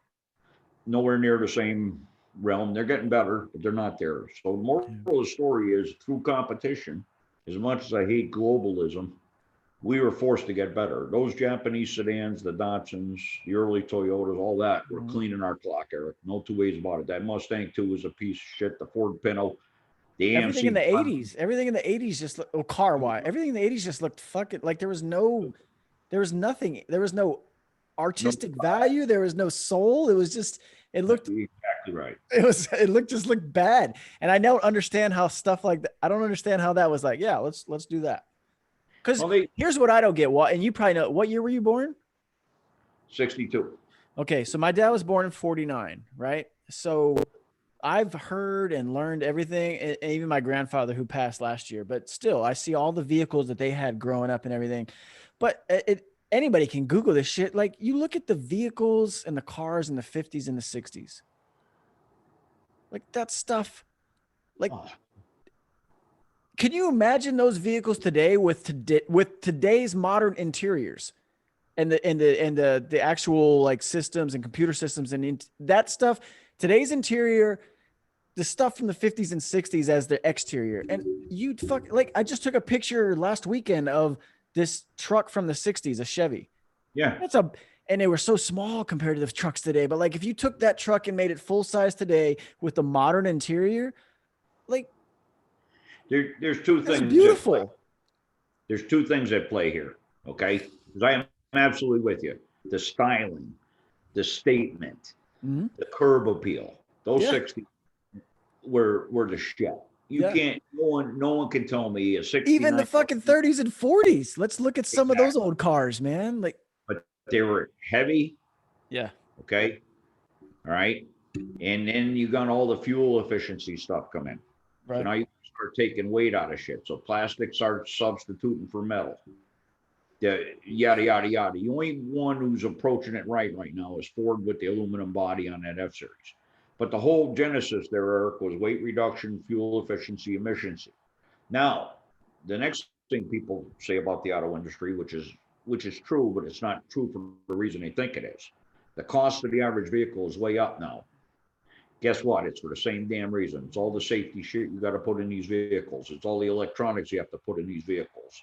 It's all these airbag sensors and blah, blah, blah, blah, blah. Yeah. You know, the person that puts their 3-year-old kid in the front seat in front of a fully powered airbag. I mean, this is, I hate to say it, and I hope it never happens to somebody, but it's called Darwinism. Yeah. Yeah. Well, I mean, but you know, you got to put stickers on everything now. You're going to have electronics, and you're going to have dummy switches, and you're going to have all this other shit. The electronics package in the vehicle is the only thing that's driven that inflation, period. Labor per unit on any measure you want is down per vehicle dramatically. Really? Wow. Well, so that kind of going what you're talking about, like, so my brother, I mentioned he has that Chevy Colorado, and he's either got a 2016 or 2015, but prior to that, dude drove a 2001 Saturn. Yeah. And he didn't buy a new vehicle until that 2016. Like I remember his side passenger mirror had fallen off, and he put his wife's like cosmetic mirror on it. But I remember he talks about like getting in from that and going into, you know, it's like getting into a rocket ship with the fucking technology that's into this stuff today. I could rebuild engines on those things in the past. I couldn't touch them today, Eric. That's my dad. Like he says the same thing. Like, this is my dad, 71 years old. You know, I bought him his first iPhone, you know, teaching him this stuff. Like He's like, I don't know how to use that. I'm like, dude, you can tear apart an engine and put it back together. What do you mean you can't learn how to use the fucking internet? You know what I mean? I think it's limiting, but I also can understand where you're coming from is because you're right. Like if I go, he taught me how to change the oil and do these things. My first car was a 1993 Chevy Cavalier, right? So that's, I could do all that stuff still on those engines. If I go look at my 2016, it's 4 years old now. If I go look at that fucking truck, I open that hood and I don't know what the fuck I'm looking at. Like I could pick out what I'm supposed, like the only thing I think you can do on your own is change the air filter. That's it. Lucky. And Yeah. Everything else is like, I don't know, even know where the fucking oil filter is. I don't know where that shit's at. You want to know? Definitely can't change the spark plug. I can't do any of that shit. I could do all that on my old, you know what I mean? I could do all that because he taught me it. Yeah. You want to hear a good one? Yeah, absolutely. You know why I was the most popular guy in Ford at one time? Because you have a personality? Oh, that goes without saying. Personality, Jesus Christ, Eric. Those are layups. Let's get a little more in depth here. But okay. the summer I was launching that Navigator and Expedition. Mm-hmm. Hey, there was a big car show in Detroit, and the CEO of Ford's wife, Mrs. Nasser, got some big discussion with all the other Yentas and made a commitment around safety. And it was all around seatbelts. Remember when seatbelts were mandatory and all this other? Well, you know that annoying thing you call the seatbelt chime? What? I'm the guilty bastard. I put it in the first vehicle in the Ford lineup per orders of the CEO. The chime? You know that alarm when you don't wear your seatbelt? Yeah. You did that? Yeah. We're launching this thing, Eric, and I get the phone call from the Ivory Tower.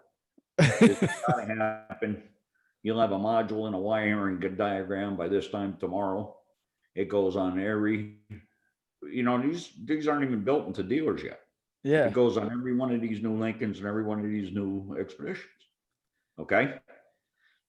Not a big deal. I'm doing what I'm told. I'm a good soldier. Yes, sir. Yes, sir. 3 bags full. Well, 2 weeks later, brother, when they're getting built and they're going out, because what the Ford activity and GM and everybody else does the same thing. When they run new vehicles or new stuff, a handful of them go to every plant. So all the big shots at the plant drive them around and give their feedback. They test them out. Yeah. They get real broad market acceptance. Right. Every motherfucker at Ford called me. How do I turn this bastard off? I am dead serious. The executive. And you can't. You know how to turn it off? Put your fucking seatbelt on. That's how you turn it off. Oh, yeah. I'm dead serious, everybody. Executive garage called. Everybody. That's crazy. So that was the first vehicle, the Lincoln Navigator? Ford Empire. Expedition Navigator that had that seatbelt module on it. Did any other vehicles at the time, like any other manufacturers? I don't recall. I just know the as so what made you come up with that? I was told to do it. Oh, okay. So it wasn't something that I got you. I was the manufacturing engineer that put it in the vehicle. And it first appeared on the Expedition and the Navigator. Yeah. And I was launching that summer, and she made a commitment at some wine and cheese. What year was that? Oh shit. That was goddamn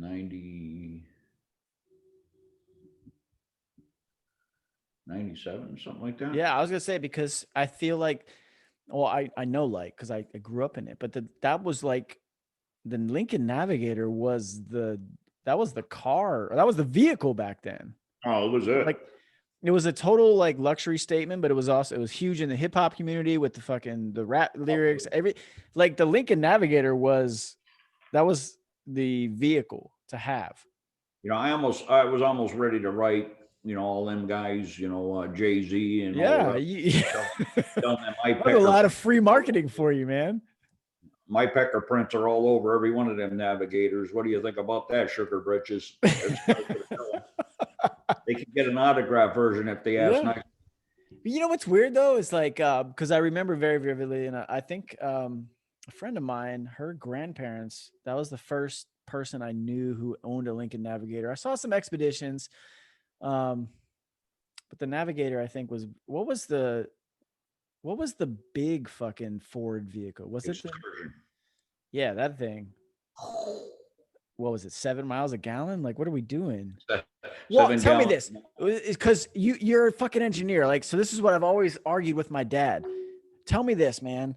Maybe you can help me out. Muscle cars, an era you grew up in as well. You were born in 62? Still get wood thinking about it. Yeah. Yep. Okay. So muscle cars, the Ford Excursion, not much difference in miles per gallon, man. Why have we just maximized what we can get out of gasoline or where? Because I talked about this with fucking Demp, actually. It's just, I don't feel like we've improved much over the 50 years in fuel efficiency. Am I wrong or am I right? Where do you come out on that? Quite honestly, Eric, you're way wrong. Okay, cool. No, I want to be told why if I am. You look at the modern engine technologies and the weight of that pickup truck. That pickup truck you talk about that your old man had from 87. Yep. You put that across the scale with the similar size F-150 now, same body configuration.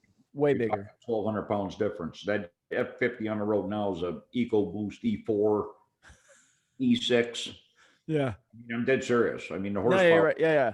And fuel is so much better in the current systems.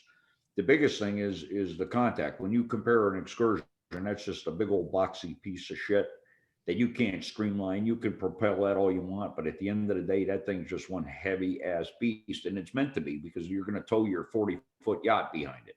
Right. Yeah. Right. You know, whereas the muscle cars of the day, they outweigh anything on the road today by 1,000, 1,200 pounds. Yeah. Unless you're racing them and you stripped all that shit out. But right. You know, that's all metal, dude. Every you go, give me 10 minutes with your new Batmobile and I'll rip it apart by hand. You couldn't do that with one of those cars. Yeah, you're right. You know, you look at it, it's all push pin. I designed a lot of those interiors and installed them. It's embarrassingly garbage. The thing that attracts you to the car today is electronics.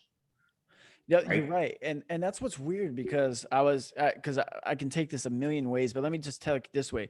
So we picked up a fucking new fleet vehicle 2 years, 3 years, about 2.5 years ago at my old center. And it was, I think it's a 2018 Hyundai. It's not the Sonata. It's not the Elantra. It's some fucking little hatchback car. And the interior stuff and everything that's in that vehicle is everything that's in my fucking truck. That's, $25,000 more.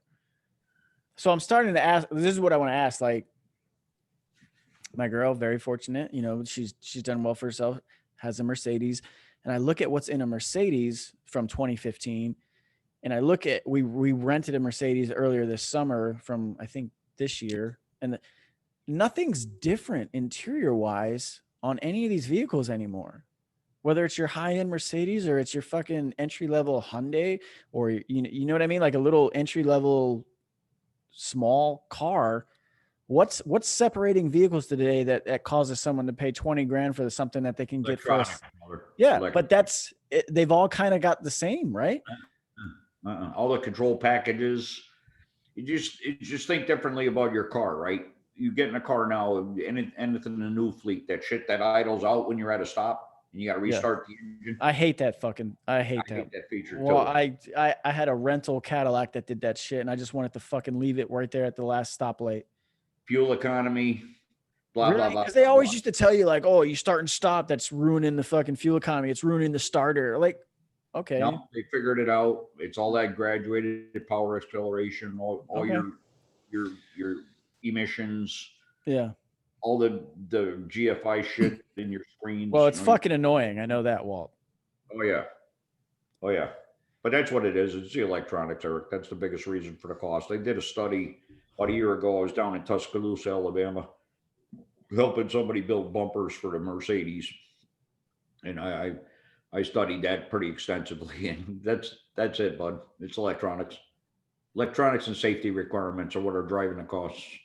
What does it cost to put leather vehicles in a vehicle? Is that expensive? Not really. What's the difference between leather and cloth? Because we know, like, if you look at the sticker tag, it's a significant. Because I don't think you can just buy them. You always got to buy something else, right? You always got to buy another package or. Yeah, your interior leather interiors is probably if you're talking 4 full seats and any dash trim, you're probably talking about a $4,000 delta.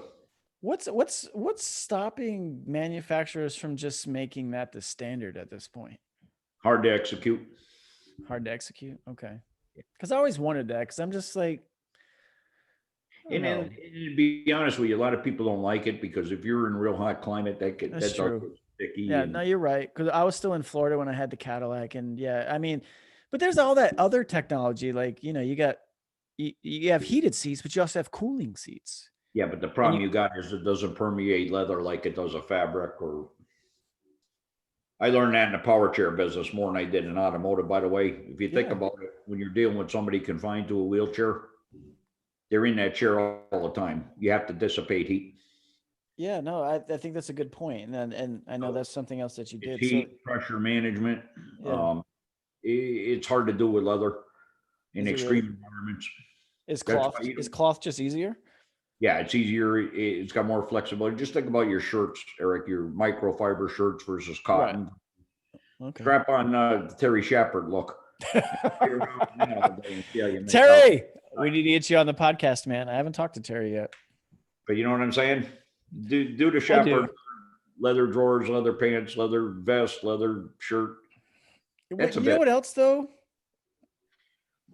I feel like cloth seats interior wise are made a hell of a lot better now. Yeah, they certainly are. They're better materials. And again, the best parallel is what you're wearing in garmenting. Yeah. If you think about what you're doing for shirts, all this micro wick stuff, the real light, soft. I mean, in the old days, Eric, was all cotton, right? And then it went to polyester.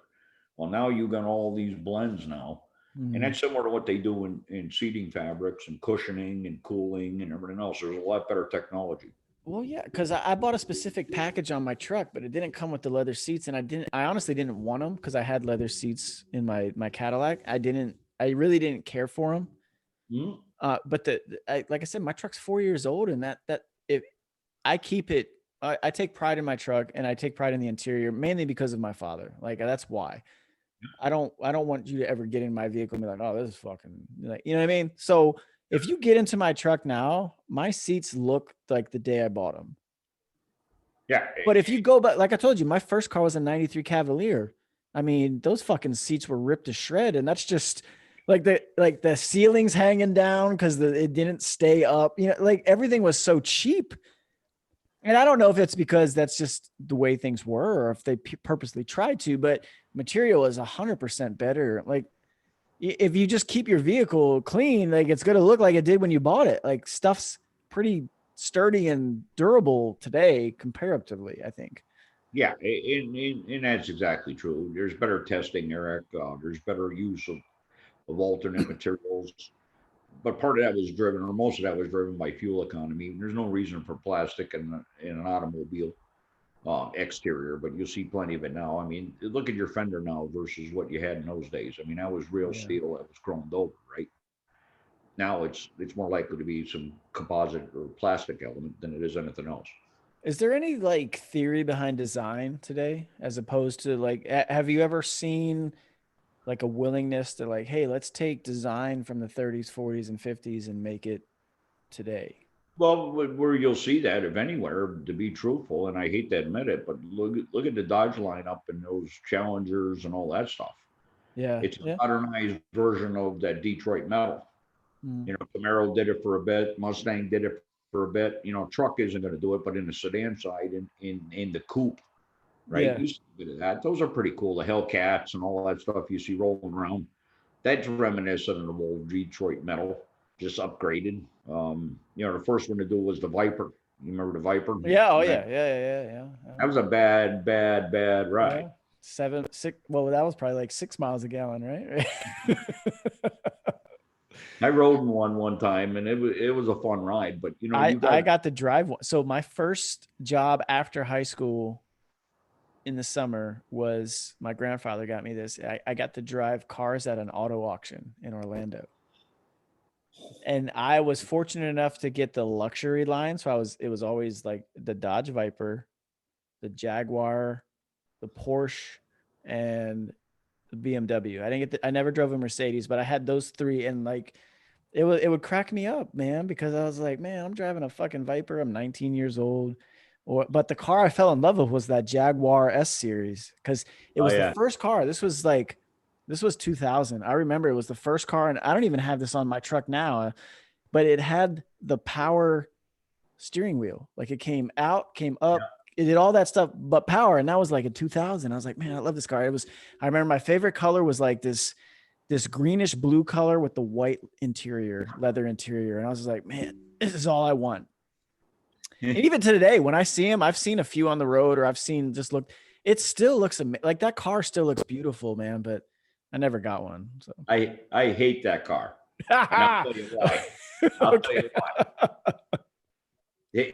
One of my bio bullets is running that business unit for Nissan and all that. Yeah. Well, I'm down running a deal in Mississippi, right? Mm-hmm. I'm down there all the time. So my youngest kid calls me, can I borrow your truck? Yeah. All right. He totals my truck. So I call the old lady. I say, you got to go out and get me a new truck. Here's what I want. Here's what I want. Here's what I want. Okay. She goes out and she's looking. She goes to the different dealers. And I was under the employee plan at the time. So I had a plan. So it was a matter of matching the truck, right? I talked to her 2 nights later and says, got great news. I said, what's that, Jude? Man, I got this new Jaguar. I says, Jude, you're on a Ford pickup lot. How do you end up with a goddamn Jaguar? But she's a sport, put up on my shit. Go ahead, right? 2 days later, she finds my truck. 3 days later, she calls me. He says, I'm getting quotes for paving the driveway. I lived on a gravel road that went up to the house, 900 feet. You know why I paved my driveway? Why? Because she took the well going into the driveway up the hill too hard on that Jag. Bent both rims, $1,100 a piece. Ooh. That car lasted 1 month in the household. Oh, and I ended up with a $30,000 payment job. Oh my God. But see, that's kind of the only good thing about a full-size truck. You never got to worry about that. But everything else, man. And I felt good about buying her that Jag. But when she did that, it cost me a $30,000. Hang on, let's back all the way up. My kid totals my truck, and I'm shelling out a $30,000 payment job. The Jag. That's fucking crazy, man. Right. It's still a good-looking car, though. Yes, it was, and I enjoyed driving it. Just don't go up any hills with that shit. But that power, man. And it could roll too. Yeah, it did have some kick to it. The 4, what was it? The 3, was it a 3.6 or something? Or 3.6, something like that. Yeah, the V8 was that definitely had some kick to it. Yeah, I mean, Jaguar, I mean, it's got a good rep. I enjoyed riding it, but the minute she did that and I replaced 2 rims, she's a cheap ass. Oh, well, see, that's the other thing, man. Like we ran into this with her Mercedes in the summer with rims. It's just like, man, they gouge the fuck out of you when it comes to anything. They do. And you know what? I hate to say it. She's been great recently, but that car barely has 50,000 miles on it, man, on a Mercedes. And it's just like, it's always. That's not even broken in, dude. No, like my truck, I'm at like 73,000 right now in 4 years. And it runs like the day I started it the first time. You know what I mean? It's just whatever. I don't know. So what the hell do you do now, Walt? I mean, I left the auto industry during the big recession. I was down running that business and I was coming back and I was going to start up a bunch of plants for a new Dodge program, and the writing was on the wall. So I got the hell out of the auto industry and I went to work for a private equity owned business building motor coaches and trailers. And the industry really hit there. Obama made a famous speech about 17% unemployment in Elkhart, Indiana. Well, who was standing probably 3 rows away from that clown when he did that? Me. So long story short is that dried up, and I got called to go build power wheelchairs. And I got to tell you something, Eric, that was a family-owned business, and I was extremely, extremely proud of the work we did there. We did a ton of work with the VA. Oh, cool. One of the first triple surviving amputees of the current conflict was our spokesman. Damn. You remember that scene in American Sniper where Kyle's in the VA talking to the kid about how he had a cigarette and it saved his hand? And he was on the range with Kyle and the other kid the next day. Yeah. Remember the scene at the VA where he said that's why he's got one good hand? Yeah, He's like, yeah. That's his name. Brian Anderson is the kid's name. Oh, shit. He's a legitimate surviving triple amputee. He was in our chair and he was one of our company spokespeople. So it's people like that I was very grateful to help. Very, very powerful business. We could all be challenged with the same thing, physical or neurological, and we'd all have different prescriptions. You think about something as subtle as an inward bias on a control hand or an outward bias. Yeah. There's all kind of stuff I could go into, but it was so rewarding to deliver those chairs and provide mobility to veterans and other people. I made a chair for a pair of 7-year-old Siamese twins so they could go to Disney. Shit. Oh, what the damn, man. Look at you about to bust out the tears on this fucking show. Walt. I cried that day, brother. Damn, man. That's awesome that you get to use your fucking skill set to do that, though. Like, that's. Oh, it was cool. There was another one, Brian, that absolutely destroyed me. There was a young child. We had a line of chairs. You think about your baby strollers, right? Right. They've advanced a lot over the years. Yeah. But they don't allow a lot of movement, a lot of controlled movement for your child. Mm-hmm. Your child gets rambunctious. There's only so much they can do. There's a line of chairs in the rehab space that allow and control and manage spasmodic movement. Okay. So, a child. So the chair actually moves. Yeah, it has stability features and allows rotation and extension and all this. Because again, a child confined to it a lot, you got to allow that weight redistribution, et cetera, et cetera, et cetera. Yeah. Anyway, long story short, we built a chair for a young gal, and her family came and picked it up. We did a final fitting, and right as they were rolling by my office on the way out, the mother was crying. I mean, wailing. Yeah. I'm screaming out of my office like, "It's the last thing I need today," I'm going home. What am I going into? And her mother was crying because the baby spoke for the first time at 5 years old. Oh shit! Damn. Because of this. Yeah. What? And the mother linked it to the chair. I'm not no physiologist or psychologist. Yeah. No, it's just like it triggered something, some sort of like emotion that the kid was finally, just blurted out a bunch of shit, and the mother went hysterical.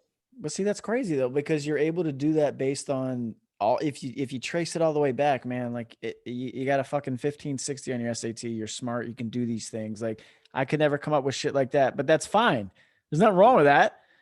But these are the things that eventually, like the people like you are the ones who make that stuff possible. Because those are things like people out down here at this level, we could think about it, but we would never be able to make it. You know what I mean? And you're fortunate enough for us to have someone like yourself who can make that stuff come to reality. And you don't even think what's going to come from it. You're just doing something that you can conceptualize it, so you make it. And then this, as you talked about earlier, the second and third order effects that come from that is a fucking kid who's never spoken for 5 years speaks. That's awesome, man. That's fucking crazy.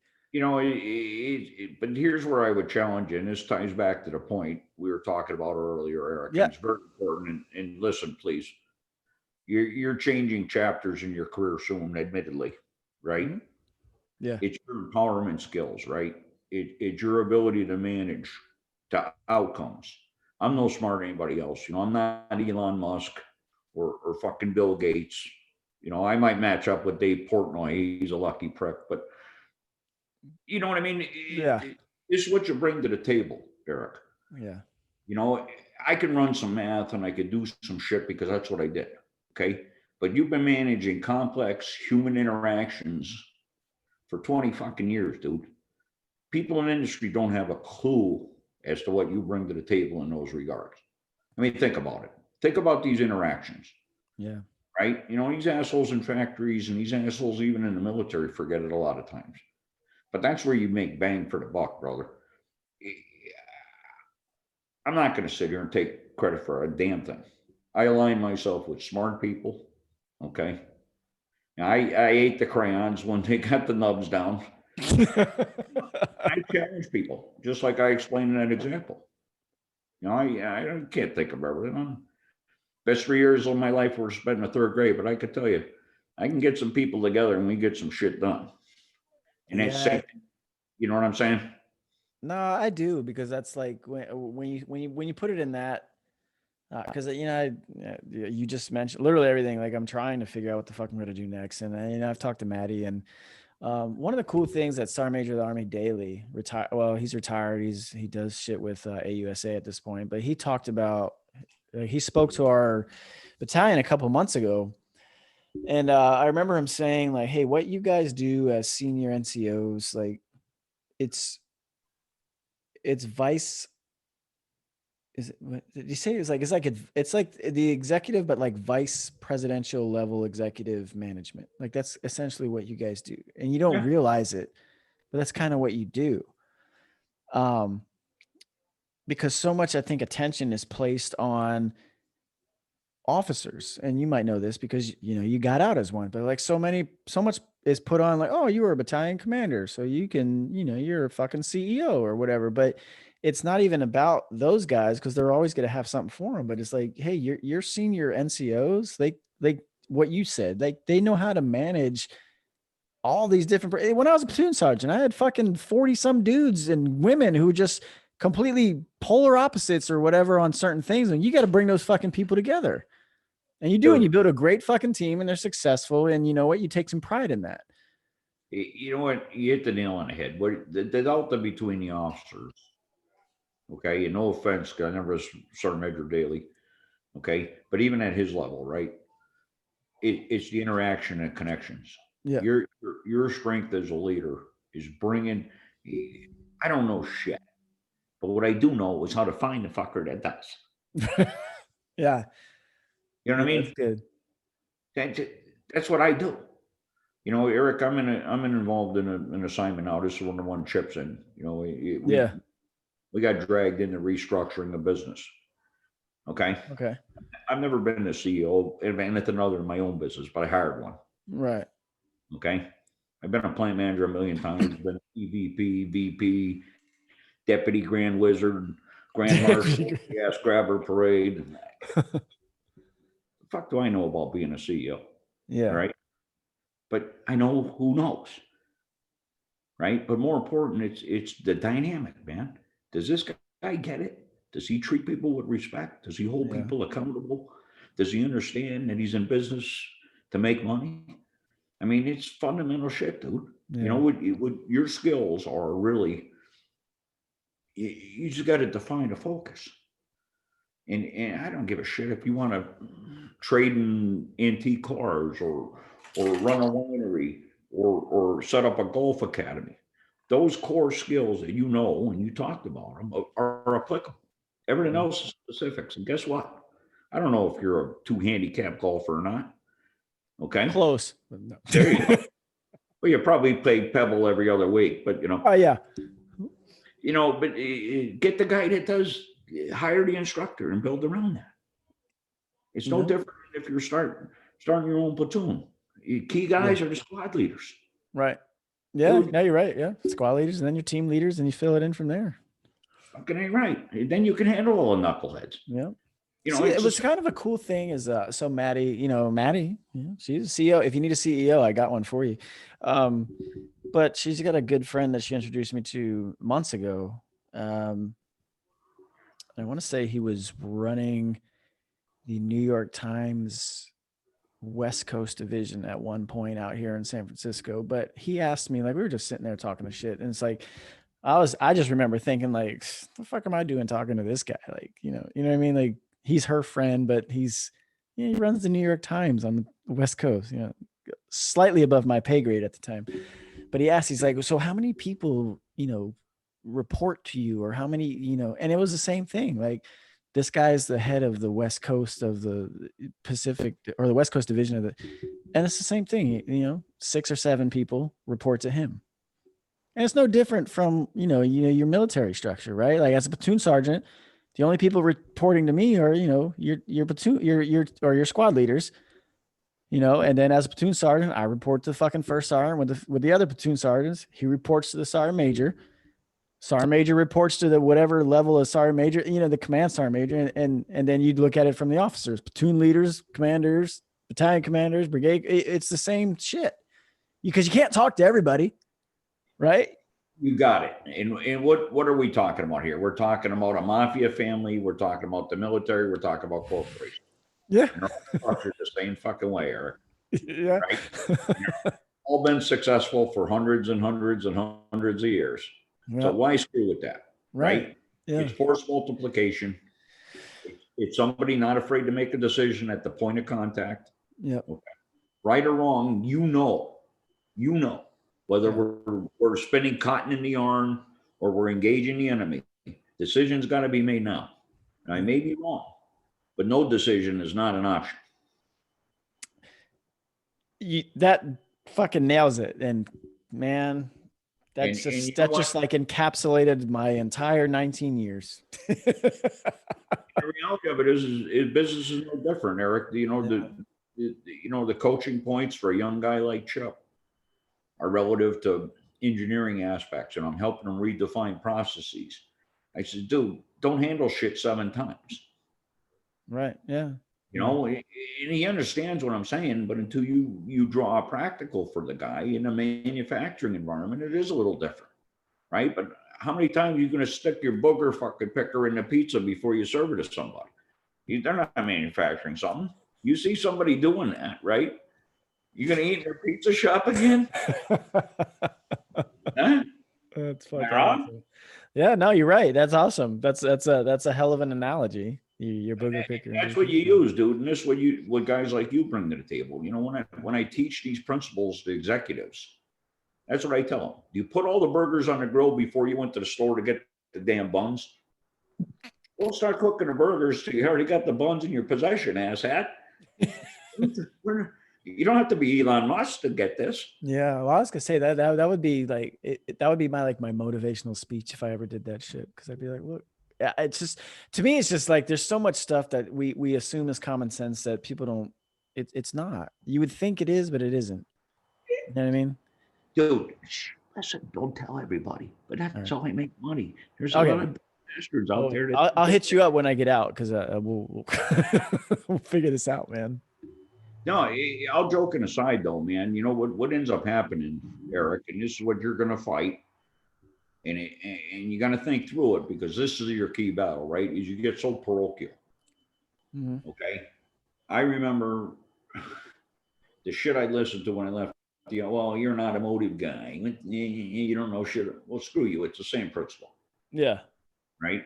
Well, you never did medical devices. Screw you. You stole all them guidances from the automotive industry 25 years ago. You want me to prove it? I'll give you page by page, article by article. Guess what? Because I wrote the addendum. So don't blow me this shit. Yeah. But what it boils down to is fighting through these paradigms, right? The perception I had when I was transitioning is everybody's going to think I'm a drill sergeant mentality type guy. It all fits in this little, and you know how the world is, dude. Right. And relatability and don't put the burgers on the grill. Right. Talk about reorder points for material. You wait till you're stupid ass drunk to realize you don't have enough beer to finish the night and drive to the store and get more. No. You put the second 12 pack in the fridge before you. That's good. Yeah, that's good. But these are relatable things that everybody gets. When you start talking highbrow, macro list, scuba gear, electron float, you lose people, man. Yeah. That's why I get a kick out of Tony Stark, our brother there, Steve. Oh God! Oh, are you talking about Beyond the SOF guy? Yeah, Brignoli. Yeah, no, yeah, he's fucking funny as shit. He's definitely helped. He's definitely helped me out a little bit. I don't know what the fuck's going on with what the hell I'm gonna do next. But yeah, he's definitely helped. He's a good resource. But no, you're right, because some of the shit he says it makes sense. But it's really about that, and I've built a career transitioning, right? The role of the NCO is translating the officer's stupidity into actionable shit by Joe and Jane Schmedley. Yep. Right? That's the role I fill today. It's the money guys. Okay. The guys in the operations. I translate the greed into reality, or the dreams into reality in some cases. It might be both. It is. And I've been involved in both. I've been involved in the deal, and that's what I really like about what I do now. I advise some of the richest sons of bitches on earth. That's pretty fucking cool, Walt, man. On deals. Yeah. I mean, You depending on how these next few months go, I'm going to probably have to fucking hit you up soon. By all means. You ever seen that character Marcus Lemonhead or Lemonis or whatever? I don't think so. The Prophet. He's got a series on. I guess he's CEO of the Camping World. Oh, Camping World? Okay. He does similar to what I do for businesses.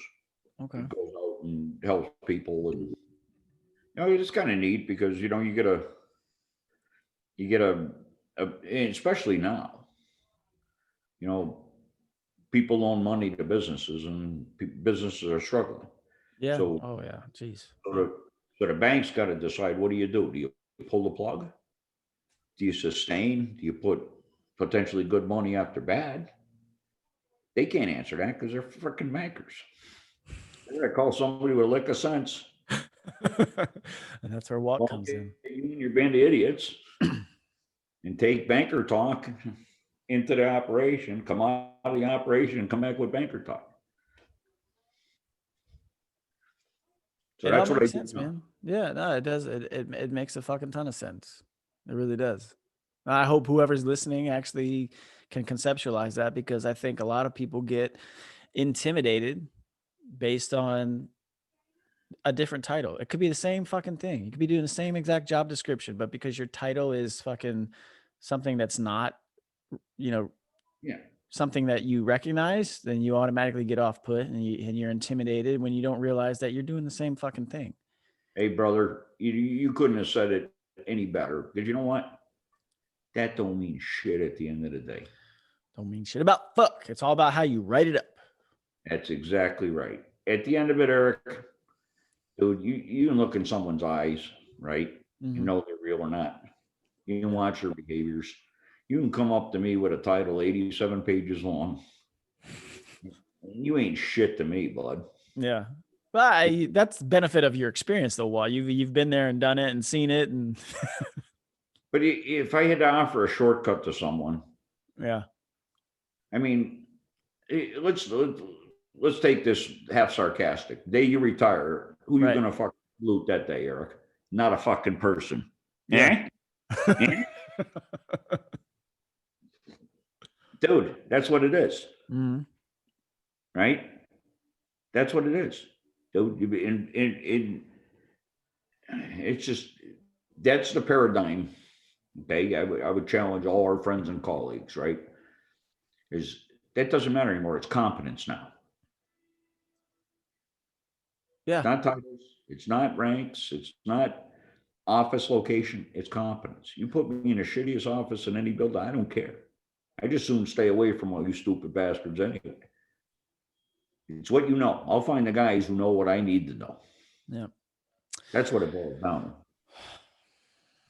I mean, there's a lot to unpack there. Hopefully whoever heard it can do so, and you actually pay attention to what Walt has said, because that's exactly why I wanted to spend some time and speak with you, because I knew you had a wealth of information to share. Your personal story isn't bad either, so that's good. But that's where we're going to wrap it up. So that was Walt. Walt, say your last name for us again. Niziolek. That's Polish for Joe Shit the Ragman. Oh, you're fucking Polish? Yes, sir. Holy shit. So am I. Bandazeski. There you go. That's Polish for Joe Shit the car guy. And you know what? Lisa Jaster, before she got married, that fucking one of the first couple of Ranger girls to graduate. Yeah. Another Polish. We're taking over. We're doing this. All right. Polish Americans. Here we go. All right. So there will be bourbon. There was Walt. Hey, subscribe, I can't even speak. Subscribe, share, do all those good things. And join us if you are want to be a part of the Goon Zooms. Hit us up. Let's do this. All right, Walt, thanks for hitting us up, man. And I appreciate you spending all your time with me tonight in a hotel room somewhere on the East Coast, I think. All right, brother. All right, man.